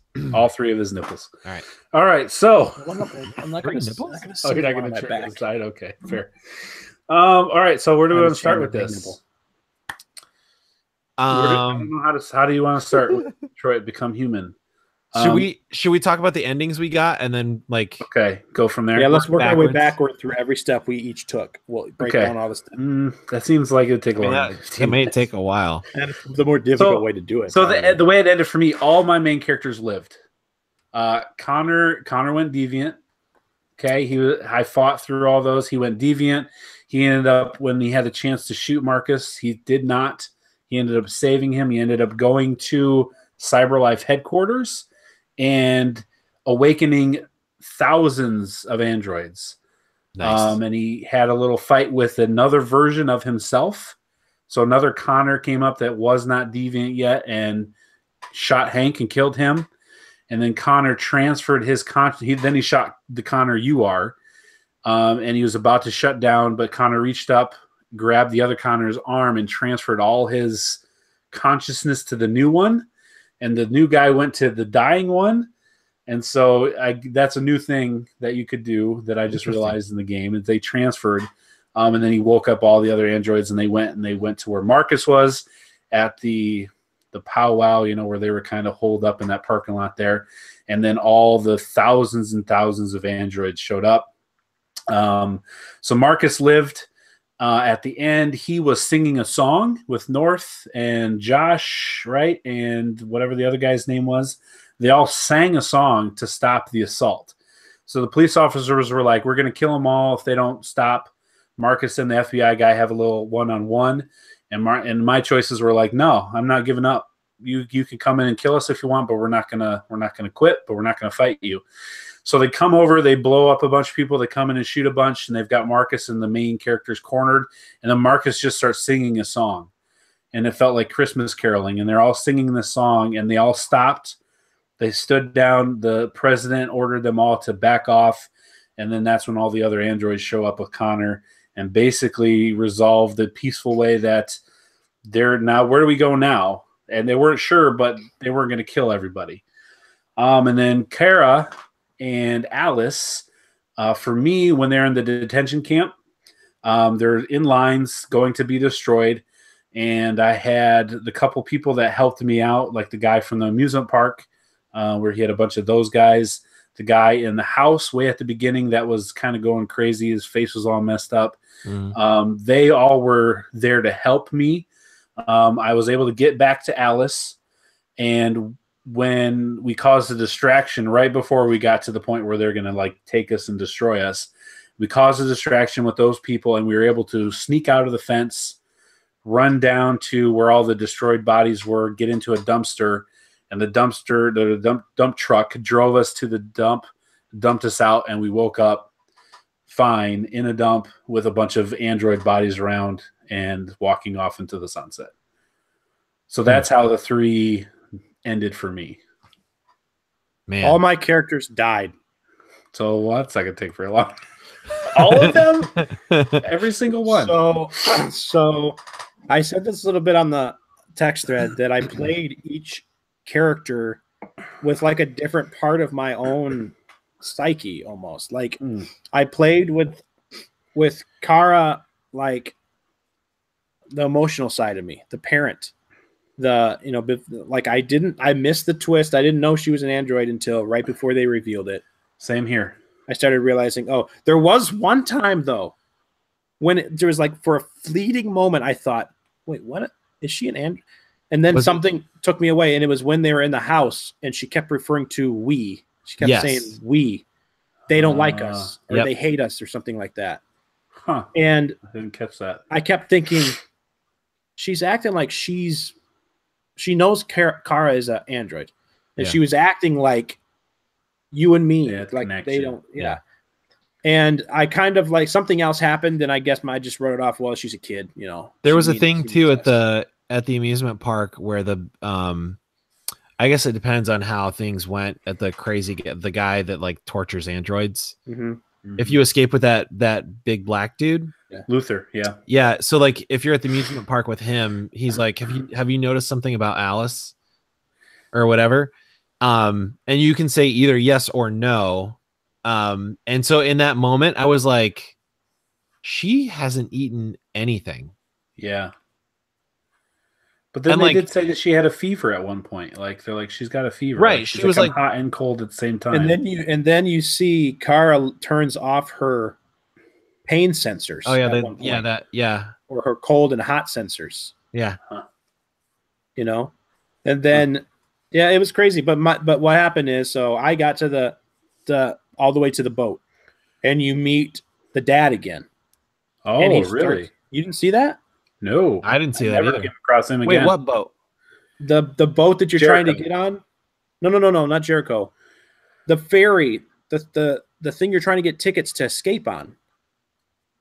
What do you guys didn't go there? I didn't go on a ferry. No, I didn't go on a ferry either. I got bus tickets. I never got on. Oh, was it a bus? I thought it was a boat. For me, it was bus tickets across the border. I never made. See, I didn't go across.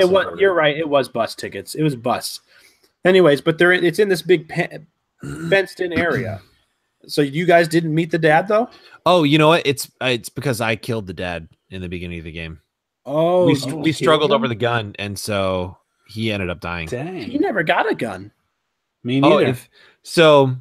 If you in the very beginning of the game, if you go upstairs and you're cleaning his room, there's a thing where there's a part of it where you can put away he's got pills sitting on his nightstand, and if you put away the pills, you open a drawer to put the pills away, and in that drawer there's a gun. Oh, I saw the gun, but I just shut the drawer. Oh, well, yeah, that's what you do at that point. But then when you're going to save Alice, I remembered that the gun was in that drawer, so I went and got the gun first. Huh. Oh, I never went to get the gun. There's so many different things in this game. It's crazy. So I never killed him. He like beat me up a bunch because it's intense. Yeah, that fight is intense, and I felt bad for her, and I felt like crap. Like I feel like I could die, and I won't be able to play this character anymore. I got to be real careful, and it's all in the moment. And I ended up escaping. And then later, when I got to that bus, he shows up. He grabs Kara by the arm and starts to yell at her. And in a second, the guards come up to ask. But what happens is, through my choices, I appealed to his emotions, and he actually now knowing that she's an android now, there were so many there was different options, and you played to his emotions about how his wife and daughter left him, and he was trying to replace his daughter with the android, and he couldn't even get the android who it was supposed to be its job to like him, to love him. Couldn't get that to happen either, and so that's why he was so messed up on drugs and all that. And part of the reason why he gave himself to that, because he didn't really have to take care of her. And why he was like, and then why he was so much more abusive to her. Okay, so the thing that never got explained in my playthrough, and I was hoping that maybe in a different playthrough it would, was because they're like, "Hey, Alice is an android, surprise!" And I'm like, "Well, what the? Did the dad know? Because like you were like he had you like serve her food, like set the table for both of them, and then she didn't eat, but like it didn't seem like he knew, but." And I was like, well, what the heck is going on? Like, why would he just have an android daughter living in his house and just not even know? Like, she didn't have the LED or anything. Okay, so I'm happy that they explain it in a different playthrough. And Alice actually, like, he gets down on his knees and he's crying, and she gives him a hug. And so it's kind of like they make peace, and the guards come over and stand up and ask him if there's a problem, and he says, no, there's no problem. So he lets them go. When Kara and Alice get to Jericho, right? You go to Jericho looking for passports. Yeah. So I'm guessing when Connor and everyone comes to get Marcus, you guys escaped that as Kara, right? Like you got away. Yes. I got caught. Oh. I think it's because I honestly think it's because my button presses I missed or something. And they got caught. That's why they ended up at this detention center where they're just destroying androids. So I didn't realize neither of you went there. Both of you got... No. So yeah, I played dead. Dang it. Okay, so to go back to that a little bit then. I played dead as well. They just line them all up, and they make them take their skin off so they all look like iRobot androids. Like they're all white. And they're in like a concentration camp lined up with guards with guns, and they're just marching them to this basically car compressing machine. And they just continue, they just one by one just destroy. And a bunch of them around you are like, I don't want to die. Some of them aren't deviant, a lot of them are. And that's where the distractions happen, because the guys from the amusement park, Jerry, he's like, oh, we'll do whatever we need to do to help the little girl. We'll help the little girl. And then the crazy android guy from the beginning, if he stayed in the house, he's there. He's like, yeah, we don't want to die, but we'll do whatever we have to do to help the little girl. And they're the ones that cause the distractions to help you to escape. So I didn't make it to the border because I got caught at Jericho, but then I escaped from the concentration camp. Well, so then Dave, how did Kara and Alice die? Well, you're supposed to get these tickets. Right. And I'm walking around trying to figure out how I'm going to get tickets. And I see this woman with a baby. Yep. And she's talking about stuff. And she gets up and the ticket falls out of her bag. And I pick it up. And Alice, of course, is saying her typical thing about, we can't, or whatever. And then the dad comes back freaking out that his wife dropped one of the tickets. They're not all going to get to go. He's freaking out, like, where is this? And he asks me, and I gave the ticket back. I felt bad. I felt bad, and I gave the ticket back. It was only one ticket. I would have had to. I don't know if my option was to let Alice get on, which didn't make sense. I don't think Alice would have wanted to get on without Kara, but I only had one ticket, meaning I would have had to find another ticket. So I start to go look for another ticket, and one of the guards stops me and scans me. And then says, hold on just a second. And he pulls out guns and he tells us to get down on our knees. And all of a sudden, right as the screen goes black, you hear gunshot. Oh, wow. And they get executed. Like literally executed. I kept that ticket because like my reasoning in that moment was like, well, they're humans. They'll be okay. Like we need it more than they do. So I kept that ticket, and then I don't know if I even found another ticket. I think maybe that's all I used. Maybe they thought because it was a kid they got on free. Yeah, maybe. I can't remember. I don't think I found another ticket though. But so I got through at the border, or I got through onto the bus, and then for me, Kara and Alice so then you get to the actual the processing center like at the border, crossing from the US into Canada. And so like people are in lines, and there are like the people at the windows at the end of the line are scanning everybody that's going through. So you see the lady that like took you in at that farmhouse or whatever. And so you like talk to her and the her and her son, and basically just say like thank you and goodbye. And you tell her like they're scanning people, I don't know what's gonna happen, and she's like, we have to try, you know. So then I got up to the window and the guy scanned me and it came up that I was an android, and he didn't say anything immediately. And so Kara just said, like, please, like, I have a little girl with me, like, please, you don't have to do this or something. And so he let us through and didn't do anything. And so in my playthrough, Kara and Alice made it through to Canada safe and sound. They were totally fine. Wow. See, now in my playthrough as Marcus, I was like Chad. I took a very peaceful route. Yeah, I did the same thing. I kept saying, no, you can't. You can't do anything because you're going to start a war. If you fight, you kind of just have to turn the other cheek and let them do this stuff to you. Yeah, because it's not, it's which was not easy because there was androids getting killed left and right, and it literally made you feel you had to just keep walking forward. Yeah, and then it was and then there was options to sacrifice, and then some of the other androids would sacrifice themselves. Like when you guys did the radio tower mission, did you lose anybody? Nope. See the guy. Yes, the blonde guy. The blonde guy died. See now. The blonde guy got shot in my playthrough and went up on the roof. But as Connor, I went to the android that was in the kitchen, and I threatened him until he cracked, and I chased him out, and I never went to the roof. And so the guy survived. I left him, like, you have the option with Marcus to I shot end him. his suffering. Yeah, I shot him because there was a good chance they were going to scan his memory and like get everything out of him. Right, and I was going to do the same thing. But then when the one guy says you don't have a choice, and you take the gun, and the blind guy says there's always a choice, and I was like, you're right. So I didn't do it. That's crazy. So what happened was he stays up there with the gun. No one ever comes up. I imagine if you go up there, he defends himself and either kills somebody. Maybe that's another Connor death. I don't know. Or maybe that you kill him, but they never went up there, so it never happened. So later in the game, he came back. Oh, wow. He survived, and he came back wounded, and we found some parts to help him, and he actually played a role later in the game. And then, like the very first mission, I don't know if this happened to either of you, but the very first mission you go on where you're stealing stuff, there's that black android that comes over to you, and you have an option to grab him. Yeah, and hide him. You can kill him. You can do all kinds of different things. I kept him quiet. Yep. I held on to him, like when it said do nothing. Like sometimes it was so hard.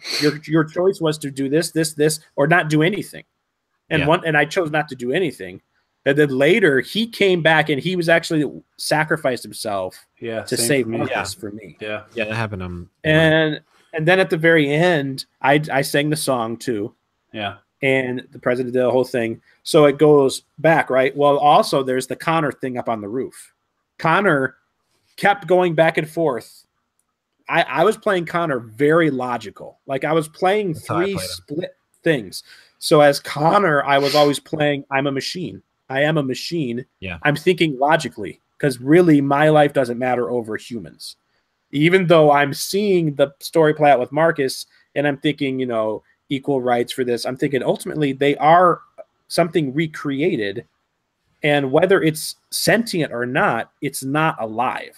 Like whether it's, I guess you can say its intelligence is somewhat, but it's not a living organism. It's not a human being, And so I kept thinking logically with Connor, that time where you have the option to shoot that girl, the Chloe, I shot her right in the head, point blank. Yeah, see, I didn't shoot her. Because he said, all you have to do is shoot her, and I'll tell you whatever you want. And I'm thinking, there's two more of them in the pool. They're all over the place. She's the girl you start he's just these are not real people. And Hank was mad. He was like walking out, and I shot her point blank, and he was off. I thought Hank was going to be mad at me for not shooting her. Yeah. Because I figured Hank would just want to do whatever needed to be done to get the information. So I didn't shoot her. And yeah, when we walked out, Hank was like appreciative of the fact that I didn't do that. And I was surprised. Yeah, Hank and my relationship went back and forth because I saved him a couple times and stuff like that. But then I shot her. He was mad. The guy told me the same thing that he told, I guess, you guys, that I always built a way out. Yeah. There's always a way out. But I go back and meet what's her name? The woman that's I think it's President Palmer's wife from 24, who I really disliked. Okay. Every time I saw her, I thought about her. Also, isn't the blonde guy Android the guy who plays Eric Bachman from Silicon Valley? Also the guy in Deadpool, the bartender? Isn't that who that is? Silicon Valley sounds familiar. He looked familiar to me. Yeah. But anyways, so I'm playing him, and every time you go back, I was noticing, the instability thing, but I wasn't playing that from the beginning. I wasn't catching on early. So she's talking to him, and I'm realizing I started changing the way I was looking at Connor. I started really reading into the game, I think maybe a little too much, and I thought, wait a second. I feel like Connor is representing me. Like Connor is like, okay, I take that back. I kind of represent CyberLife to where I'm controlling Connor. And Connor's not doing any of his own things, and that's how he feels. And also I was thinking, well, the game's like basically giving me these choices, and I'm taking these routes. Like I'm not really controlling him. I felt like CyberLife was controlling him. So I knew that was happening. And so I started playing a little bit different. And then I had a whole scene, Chad, where Connor brings a sniper rifle up onto the roof, and he's going to take Marcus out in that scene where they're singing. That was in my playthrough too. And Hank comes up to stop him. And I turn around and I realize, oh crap, I'm going to end up, they're going to try to tell me to kill Hank. And I literally had to stop playing. I had to fight myself because you want to hit the button prompts. I had to stop playing and let Hank beat me up. I did the same thing. Because a couple times when I would hit the button, I would like start beating Hank up, and I'm like, oh crap. And all of a sudden Hank grabs me and he's hanging me over the edge of this roof. And Connor's like, what are you going to do? Am I alive or am I a machine? And Hank drops me and says, you're a machine. Yeah. Oh my gosh. And I die. Yeah. That's crazy. So I ended up at the same place with Connor at the end of the game because I was doing the same thing. Because I thought that I would have a choice with Connor at the end. And if you're not playing him against his programming the entire game, you don't get that choice. And so on the roof, he brought up the sniper rifle. You have Marcus in your sights. Hank comes up. You have the confrontation. And then you could probably beat Hank up and kill Hank at the end. And then probably still kill Marcus. And I did the same thing. I just put down the controller and I didn't do anything with Connor. And I let Hank kill him because I was like, I'm not doing this. But see, it was also part of me where I didn't want to kill Marcus. But also at the same time, I realized as the way I've been playing Connor, I'm not going to kill a human either. Yeah. I have to let Hank beat me up for more than just one reason, because I don't want to kill Hank. Because I have developed a relationship with Hank, but I feel like he might have though. He might have killed Hank because Hank, I'm sure he would have. At that point, was the only thing in between him and his mission. Right. So did Connor make it into Jericho looking for Marcus with you guys at all? That was after, The boat was before. This was at the very end. When he makes it in, when I get into Jericho, he has a confrontation with Marcus one-on-one. Yeah. Right. And he's got a gun and he's pointing it at Marcus, and you could choose to shoot or not or something. And I chose not. That's when you go deviant. For me, that's when you go deviant. If you have the opportunity, he's got the gun pointed at Marcus, and Marcus is like taking slow steps. Like, do you really have to do this? And at that point, you can, like, I had the option, go deviant or shoot. And I went deviant. And he punched those walls, the invisible walls. Yeah. He punched it, and then he comes through and he puts the gun down.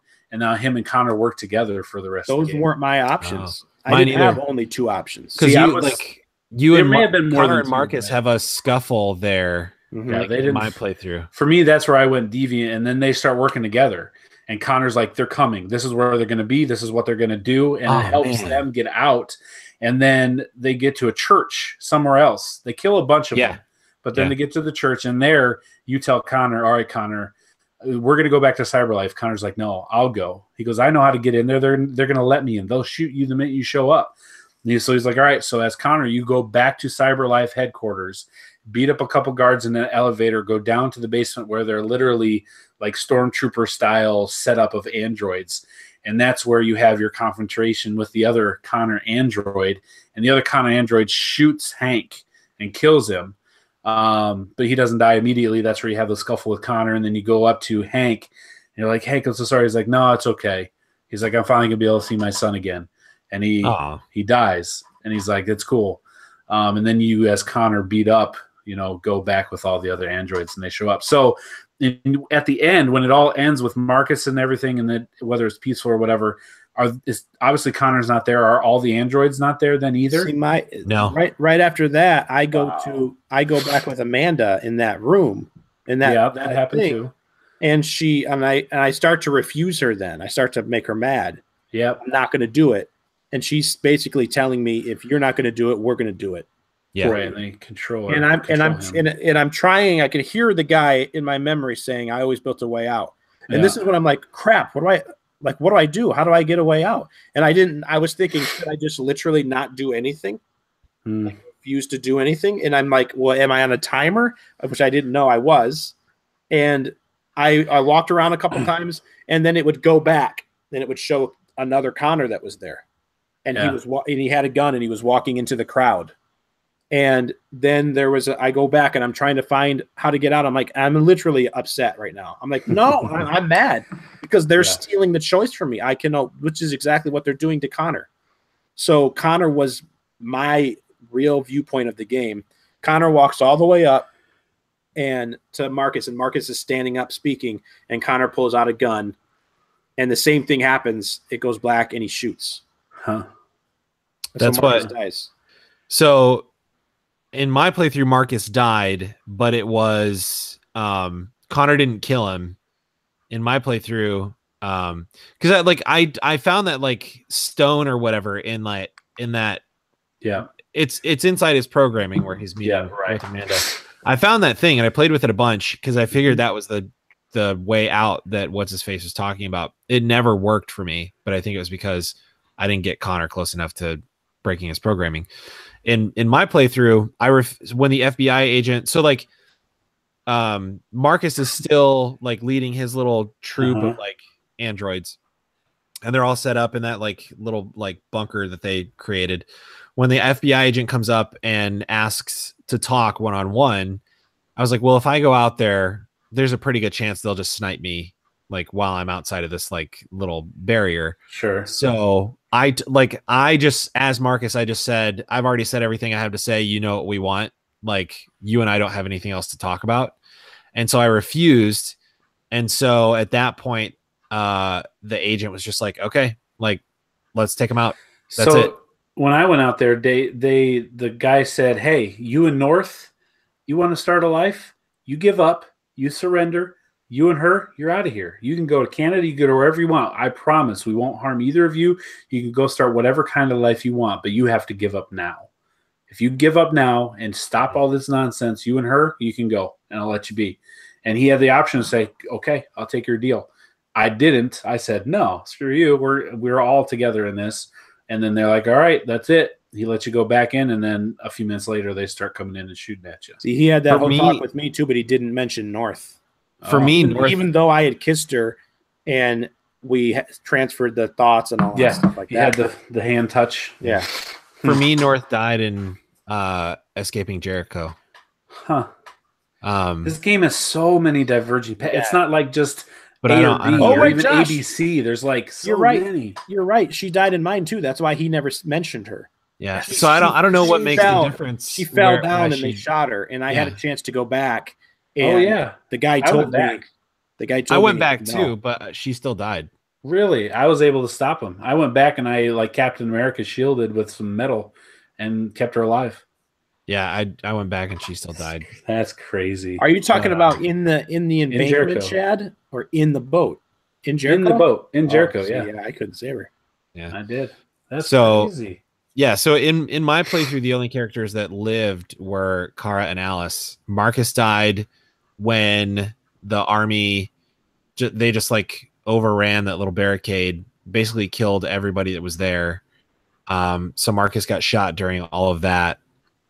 And then Connor, Hank pushed Connor off the ledge, but then a new Connor walks up and sees that Marcus is dead. And you get the sense that basically he's like, okay, like mission accomplished. Like we're good here. Like we did it. So you, in your playthrough, you didn't win basically the freedom of the androids? No, because because Chad and I had the president told him to stand down, and then the president said we're going to look into or consider forward, actual life or whatever. Yeah, in mine. Something So like in mine, because I played peacefully the whole way through the game with Marcus. We never were violent. We never killed anybody. I wonder how they overran you. Like what the difference in the choices were. I think it literally may have just been like how I was playing. Well, you played Connor the same way, so I don't know. I think it may have just literally been the fact that I refused to talk to the FBI agent. And did you miss any of the QuickTime events when they stormed your little area? I don't think so. Because there were they stormed my area too, and I had to run around. I was protecting saving people, as many as I could, and until they finally cornered us. And there was only like 8 or 9 of us left. And then they gave me the option to sing. I don't think I missed any. I may have though, but yeah, Marcus died, and then we did not win our freedom because Kara and Alice, when they got across the border, Canada's basically a safe zone for androids, but they still had to like keep it quiet that they were androids. Like you got the sense that they still weren't like free. They were just much safer. Well, I think that, but they didn't say anything about winning. I think the only significance of Canada was that Canada was an android-free zone. Oh, right. Yeah, they don't patrol for androids because they don't have any androids. Right. Crazy. So, yeah. Anything else that we need to like talk about? We've been going obviously longer than 15 minutes. So yeah. And we got a little comment from Evan after we said spoilers. He goes, real spoilers. I was like, yes, spoilers are real spoilers, no fake or pretend. Ready, guys? Do it. So we're done. Here's the gauntlet. No, you're not gonna do it. Spoilers are over. Oh my god! Oh, he took off because he's got another shirt on. I get it. It's clever wording. Wait, I think I gotta take my headphones off first. Actually, this is some commitment. It's more work than they get the picture. I think they get the picture. I appreciate the effort, Dave. Sorry. Now my shirt's all messed up. Man, all that to say, what a game. What a game at Detroit. I would get a chance to play it because it was fun. It was interesting. I enjoyed it. The two this isn't spoilery, but the two things that I love about the game, actually 3, now that Dave was talking about like how it like sort of like the different characters can sort of represent like the different parts of your psyche a little bit. But the other things that I love about this game is that number one, it like wherever you land on any of the social issues that they talk about, it definitely makes you think critically about the social issues and the current cultural climate that they're addressing, which I think is great. It's a very thoughtful game. It makes no matter how you think of any of it, it's a very, very thoughtful game. But also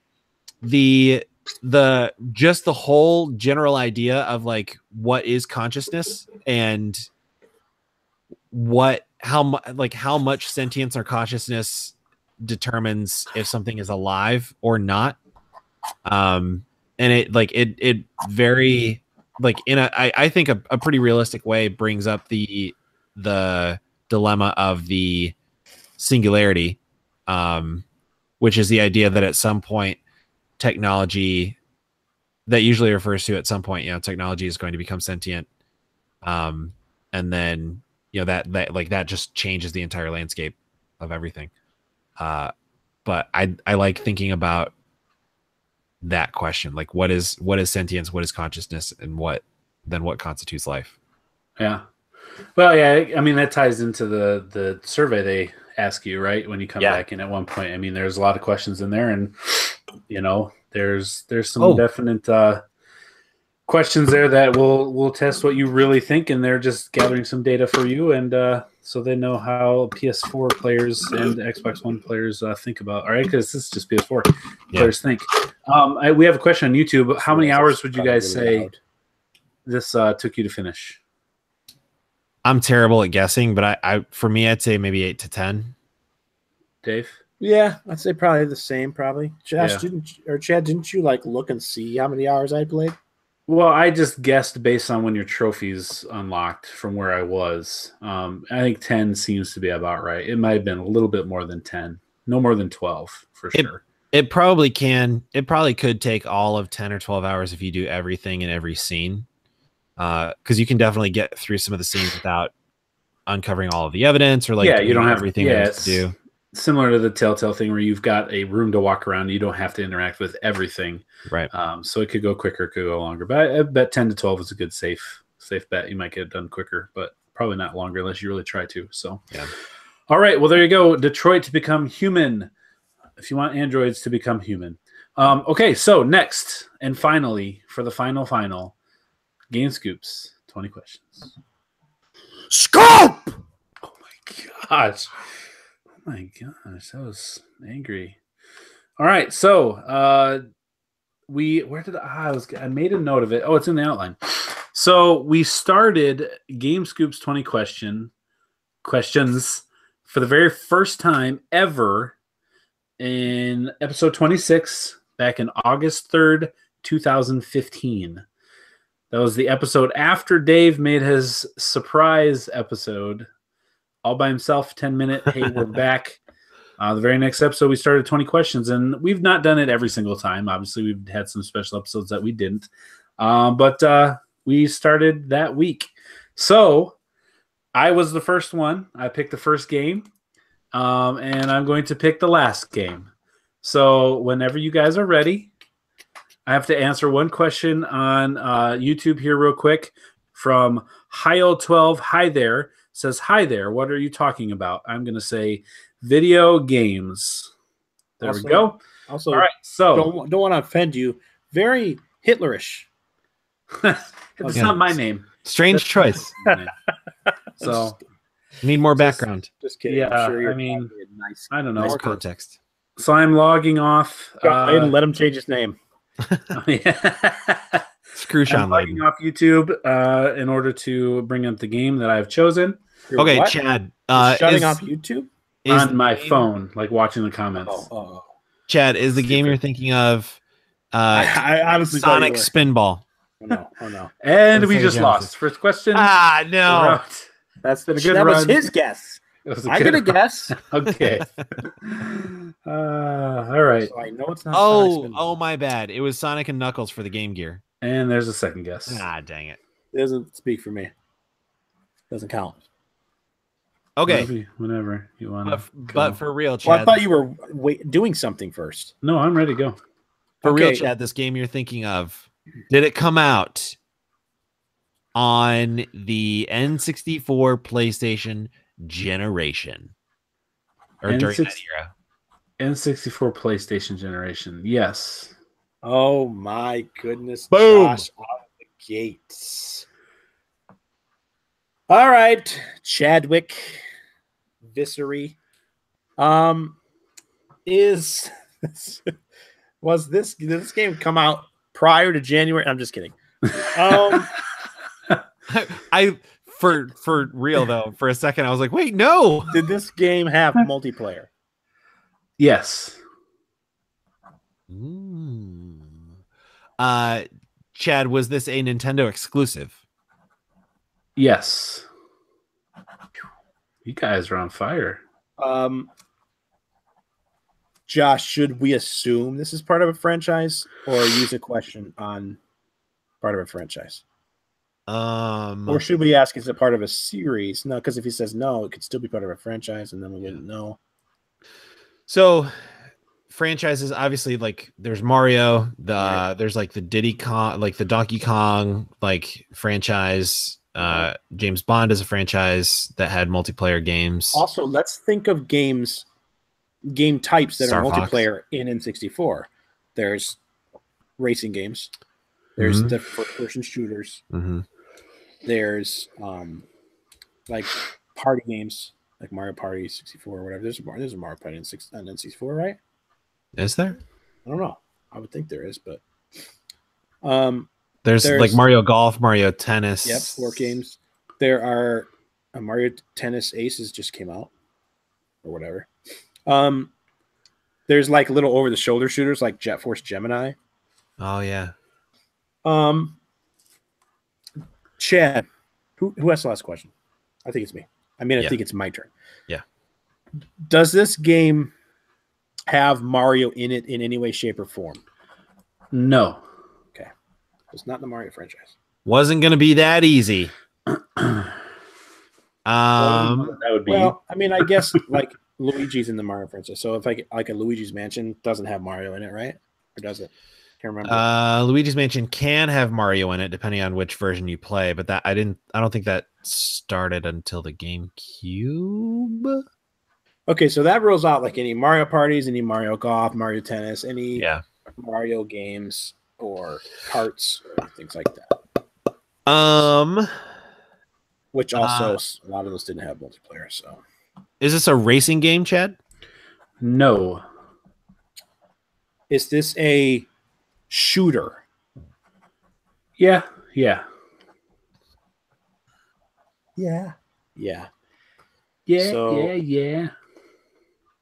By his response, I don't immediately think full-blown shooter, but I think you're definitely shooting in this game. It might not be thought of as a shooter first. I said yes. Definitely shooting. I mean, well, you definitely didn't say it the same way you would normally say it. I could just be doing. I mean, okay. Oh, you could be trying to throw us off? No, I'm not trying to, but apparently it's working. Okay. Is this a first-person game? Oh boy. Yes. Okay. So that was being silly, right? That wasn't trying to throw us off. Yeah, I think. What do you mean? What are you talking about? All right, so we got Perfect Dark. We've got GoldenEye, obviously. Yeah. Did Perfect Dark have Perfect Dark did have multiplayer. It had multiplayer. So that rules out Mission Impossible was another shooter on the N64, but that rules that out because that was third person. I forgot about that. It was a cool game. I liked that game a lot. It apparently got really bad reviews, though. Is this based off a licensed property, Chad? Yes.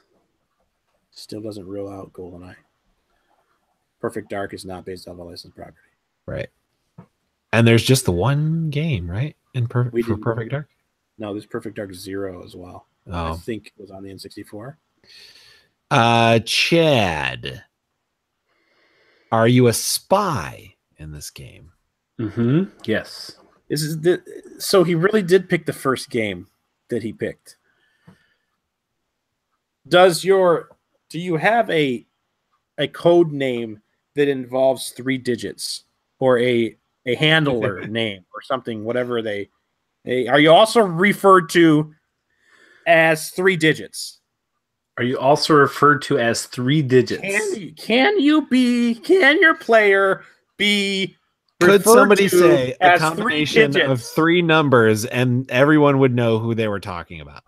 Whether they say it in the form of the literal 3 digits does anybody refer to you in a name that is, when looked at visually, is 3 digits? Like Chad, Only picture visually. 3 numbers in a row. Like And 1, 2, if 3. you said those in a variation of different ways, would that be something that somebody may call this character? So what's your question? First of all, Chad, I want to let you know that James Bond 007 isn't actually 2 O's and a 7. It's 2 zeros and a 7, making 3 digits. Oh. So what's your question? Is this the question you want to go with? Also known as name, has he been called 007? Yes. That's 10. Hey, Chad. Yeah. I feel like I want to drag this out now.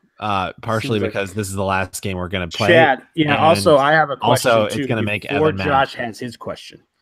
Is it possible, just in the theme of things, can we have 175 questions total?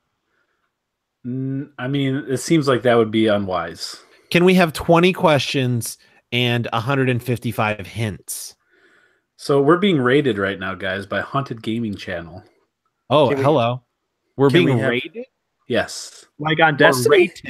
Rated, meaning another channel ended their Destiny. stream and they chose a channel for all their viewers to come over and view a live stream, and they have chosen our live stream to come over. Oh, hi. Sorry. So a bunch of people from the Haunted Gaming Channel. Hello. Hey, Hi. Haunted Gaming Channel.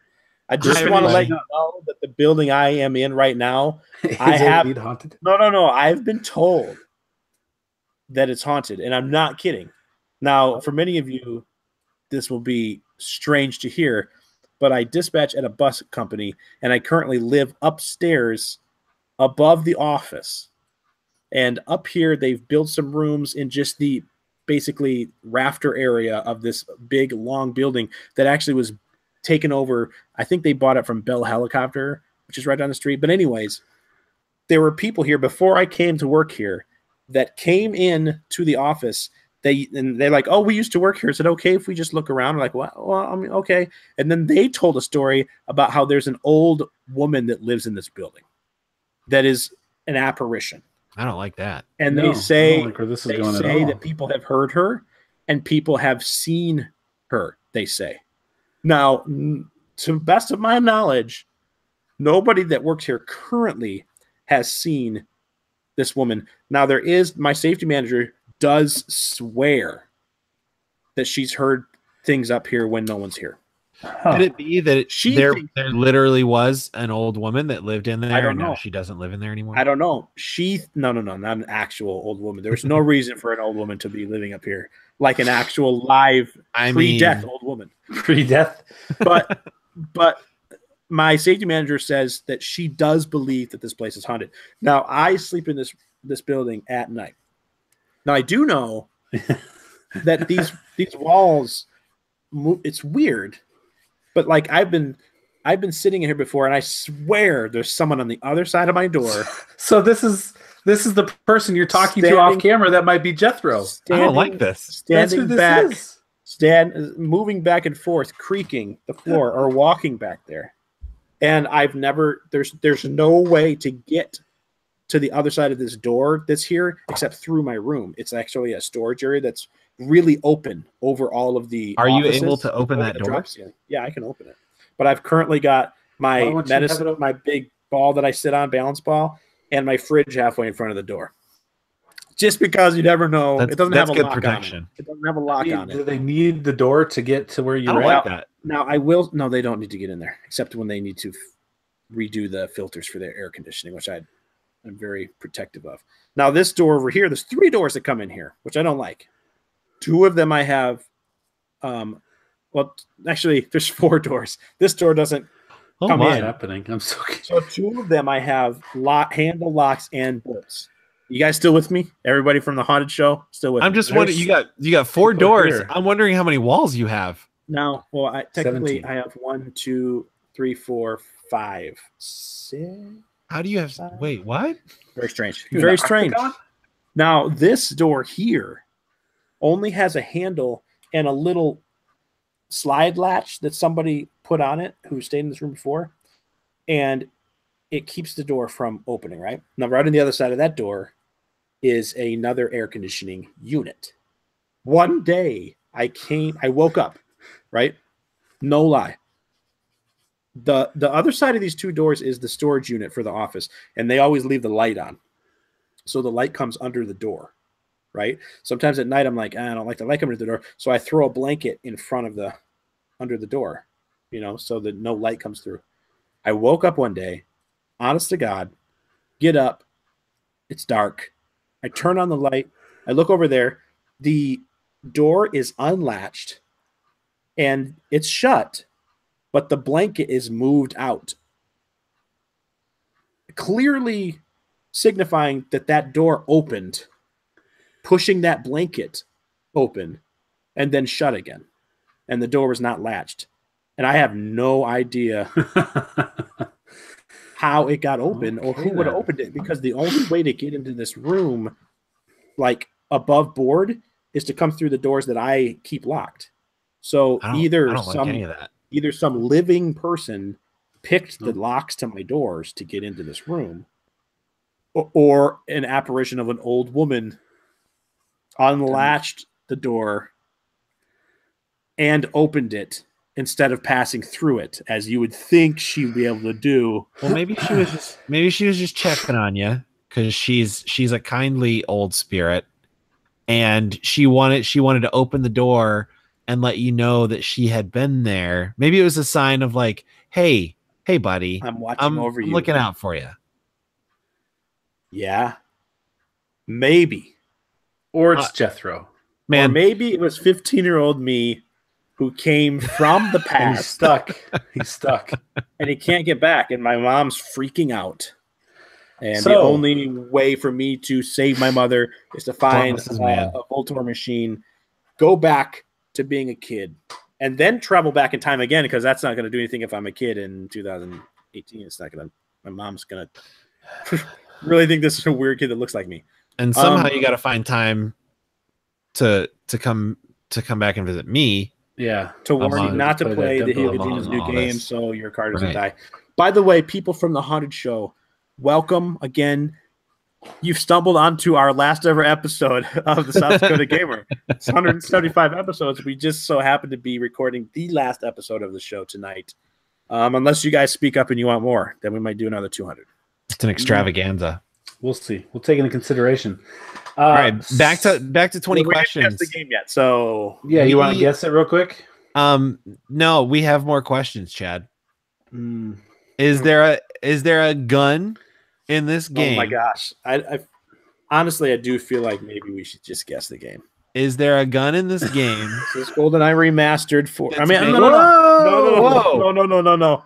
Is there, Chad? Is there a gun in this game that's made out of any precious metal, such as titanium or copper or bronze, or perhaps gold?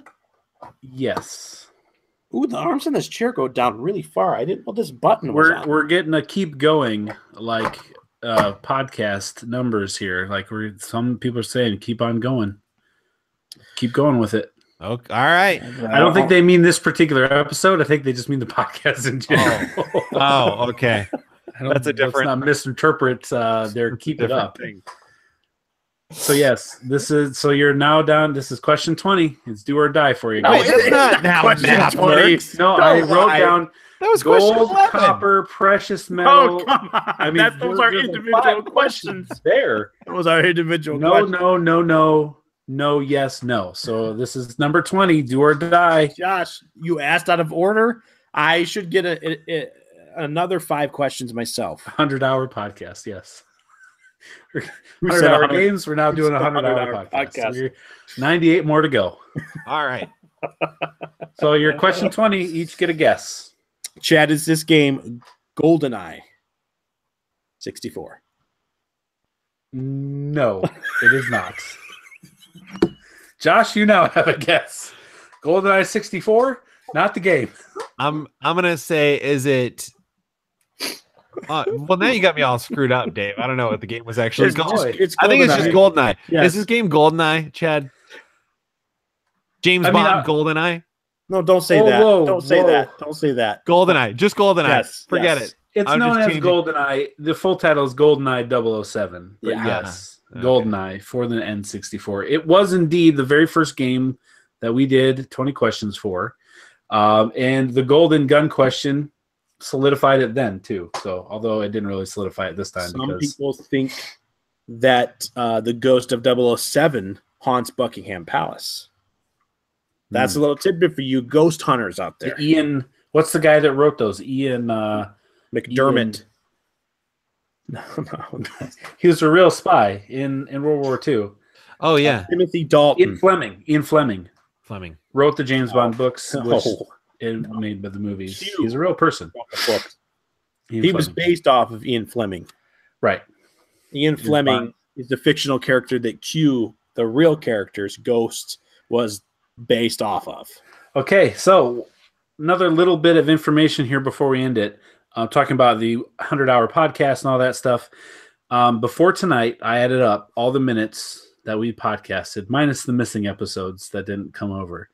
We have podcasted for 15,941 minutes worth of time.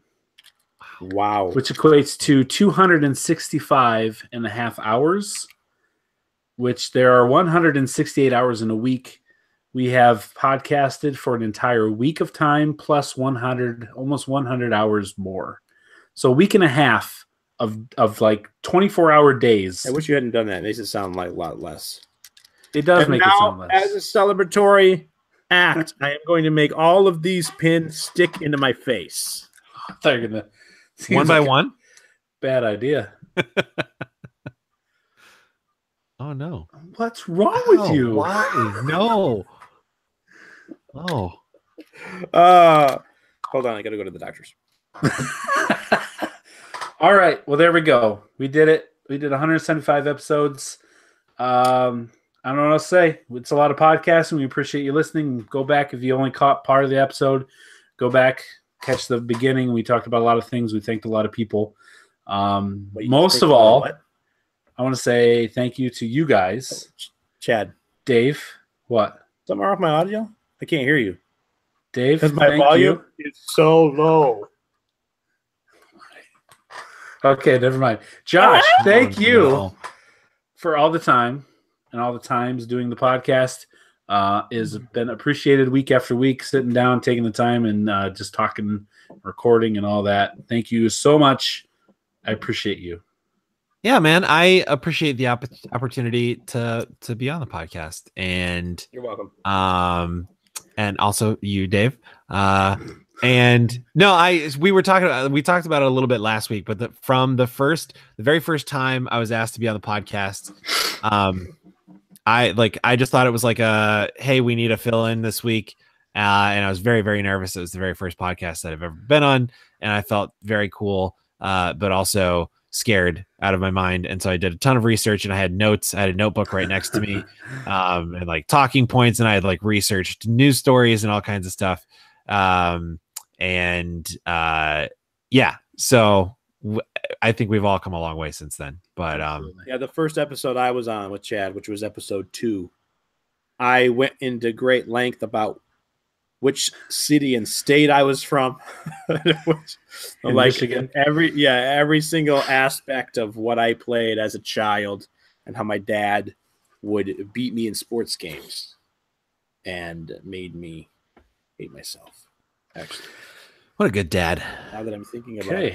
This is not, I mean, Dave, you're just thanks, Dave. But I am the emotional part of this show, which is when we talk about our parents. Nope. No, so I am the after show. Segment 6, right? Let's do you know how you do the segue, Chad? Like, Chad's my dad, and then we talk about our parents. I'm being weird again because there's new viewers, aren't I? Oh, they're gone. They've been gone. Oh, bye, guys. Sorry. But yeah, thank you, Chad. This is I'm very happy to have been doing this with both you guys and with Isaac, and I'm glad that we're buddies because of the podcast. Absolutely. I'm glad you think that. Oh. I'm glad that I felt like I was buddies with Dave. That just ended real quick. Dave, thank you for being on the podcast as well all the weeks in the vans. Thank you, man, for taking my Hotels. advice and starting this show. You're welcome. Because it was a good idea. Yeah. All right, listeners, most of all, thank you. Viewers of the YouTubes, thank you. The YouTube channel will stay live. We will continue. The three of us can post whenever we want video game stuff, let's plays, live streams, things of that nature. So stay tuned, stay in touch. We appreciate you being here.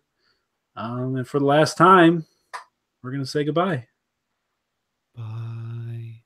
Peace of Sonic Good Pizza.